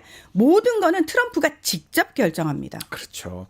자, 트럼프 당선 때부터 계속했던 게 전쟁 종식시키겠다 했는데 좀 전에 우리 알파고 얘기를 했지만 이스라엘 하마스 그 합의, 휴전 합의. 아, 그거 지금 너무 애매모호해요. 트럼프가 자기 또 공이라고 또 생각할 것 아니 같은데. 일단은 트럼프도 그렇고 바이든도 그렇고 물론 바이든한테 기자들 물어봤어요. 이건 네. 트럼프 떡 때문에 있었어요. 했더니 네. 바이든은 하고 자기가 했다고. 예. 네. 근데 솔직히 말하자면 양쪽도 영향을 미쳤고요. 트럼프의 그 네. 업을 어느 정도 인정을 해야 되고요. 근데 문제가 뭐냐면 이제 나타냐후 내각에 있었던 장관들이 이거 받아들일 수 없다고 했고 아, 그래요? 어제 장관들. 어제 특히 장관 한 명이 그 이제 사임하겠다고 했는데 사임 됐는지 안 됐는지는 모르겠어요. 예. 마지막으로 확인하지 못하지만 이대로 가면 휴전이 실행 못할 수도 있어요. 휴전 합의만 하고 실행이 안 될 수도 있다. 네, 왜냐하면 이제 국회에서 승인이 나와야 되잖아요. 예. 왜냐하면 전쟁이 시작하기 전에는 나타냐후 정리의 목표들이 있었거든. 나 이걸 하겠다고 했는데 뭐 개멸 아니고 그래도 하마스는 많이 없애버렸지만 그래도 완전히 개멸 안 됐잖아요. 네. 그러니까. 지금 국내에 있는 그 우 세력에서는 또 그러면 이 전쟁을 해서 뭐 하게? 뭐 얻은 거 뭐 있어? 왜냐면 이 휴전안을 보시면 이스라엘군이 다 가자를 철수해야 되거든요. 네. 그러면 이제 이것 때문에 지금 이스라엘 사회가 너무 혼돈에 빠진 거예요. 그러면 아직 정리가 안 됐다고 봐도 되는 겁니까? 네, 지금 안에 타결이 된 거 아닌가? 자, 일단 타결은 됐어요. 타결은 됐는데 네타냐후 총리에 반대하는 그 두 명의 극우 장관이 네. 연립정부를 구성을 하고 있단 말이에요. 근데 이 중에서 야, 우리는 이 연립정부에서 나가겠어 이러고 한 사람이라도 나가면 나가버리게 되면 이 정부가 연정은 깨지는 깨져요. 거잖아요. 둘이 같은 정당이고 그 정당 사람들이 6명이냐 7명인데 아하. 국회의원이 120명이니까 이제 63명이에요. 그 내각을 승인했던. 그래서 6명 빠지면 끝이에요. 깨지는 거예요. 50 얼마 안 되니까 못하는 거네. 네. 내각 자체가 없어지는 거네요. 네. 그렇죠. 네. 근데 이번에 사실 트럼프의 중동 특사가 굉장히 강압적으로 나가서 네. 네타냐후를 잡았다라고 얘기를 하는데요. 중요한 거는 지금 그 극우 장관들이 또다시 내부에서 이거는 우리에게 이득이 될 게 없다라는 식으로 얘기를 하고 있는데 문제는 인질 가족들 그리고 그 인질 가족들 편에 선 사람들 입장에서는 하루빨리 돼야 되는 문제거든요. 네. 그러니까 네타냐후는 연립정부가 깨지면 결국 조기 총선을 선택해야 돼요. 근데 그 조기 총선에서 본인이 또다시 총리가 될지 안 될지 불안해요. 알 수가 없죠. 예. 왜냐하면 재판을 받고 있는 상황이기 때문에. 근데 트럼프는 이렇게 얘기를 했거든요. 내가 들어오기 전까지 이거 휴전 합의 안 되면은 너네 지옥이 펼쳐질 거야. 아, 예. 예, 이 얘기를 하고 있는 거거든요. 예, 알겠습니다. 빨리 좀 전쟁 어떻게 좀 마무리가 되고 해야 되는데 그것도 사실 알 수 없는 상황이다. 자, 트럼프 취임까지 이제 얼마 안 남았습니다. 지켜보기로 하겠습니다. 자, 오늘 세계화 K는 여기서 마무리하겠습니다. 문희정, 알파고 두 분 감사합니다. 네, 고맙습니다. 고맙습니다. 자, 뉴스 인사 프라임 여기서 마치셔야 될 것 같습니다. 생방송 라이브 끝나고 다시 보기 가능합니다. SNS 홍보 많이 부탁드리고요. 댓글 참여도 기다리고 있겠습니다. 저는 다음 주 월요일 다시 찾아오겠습니다. 시청해주신 여러분 고맙습니다.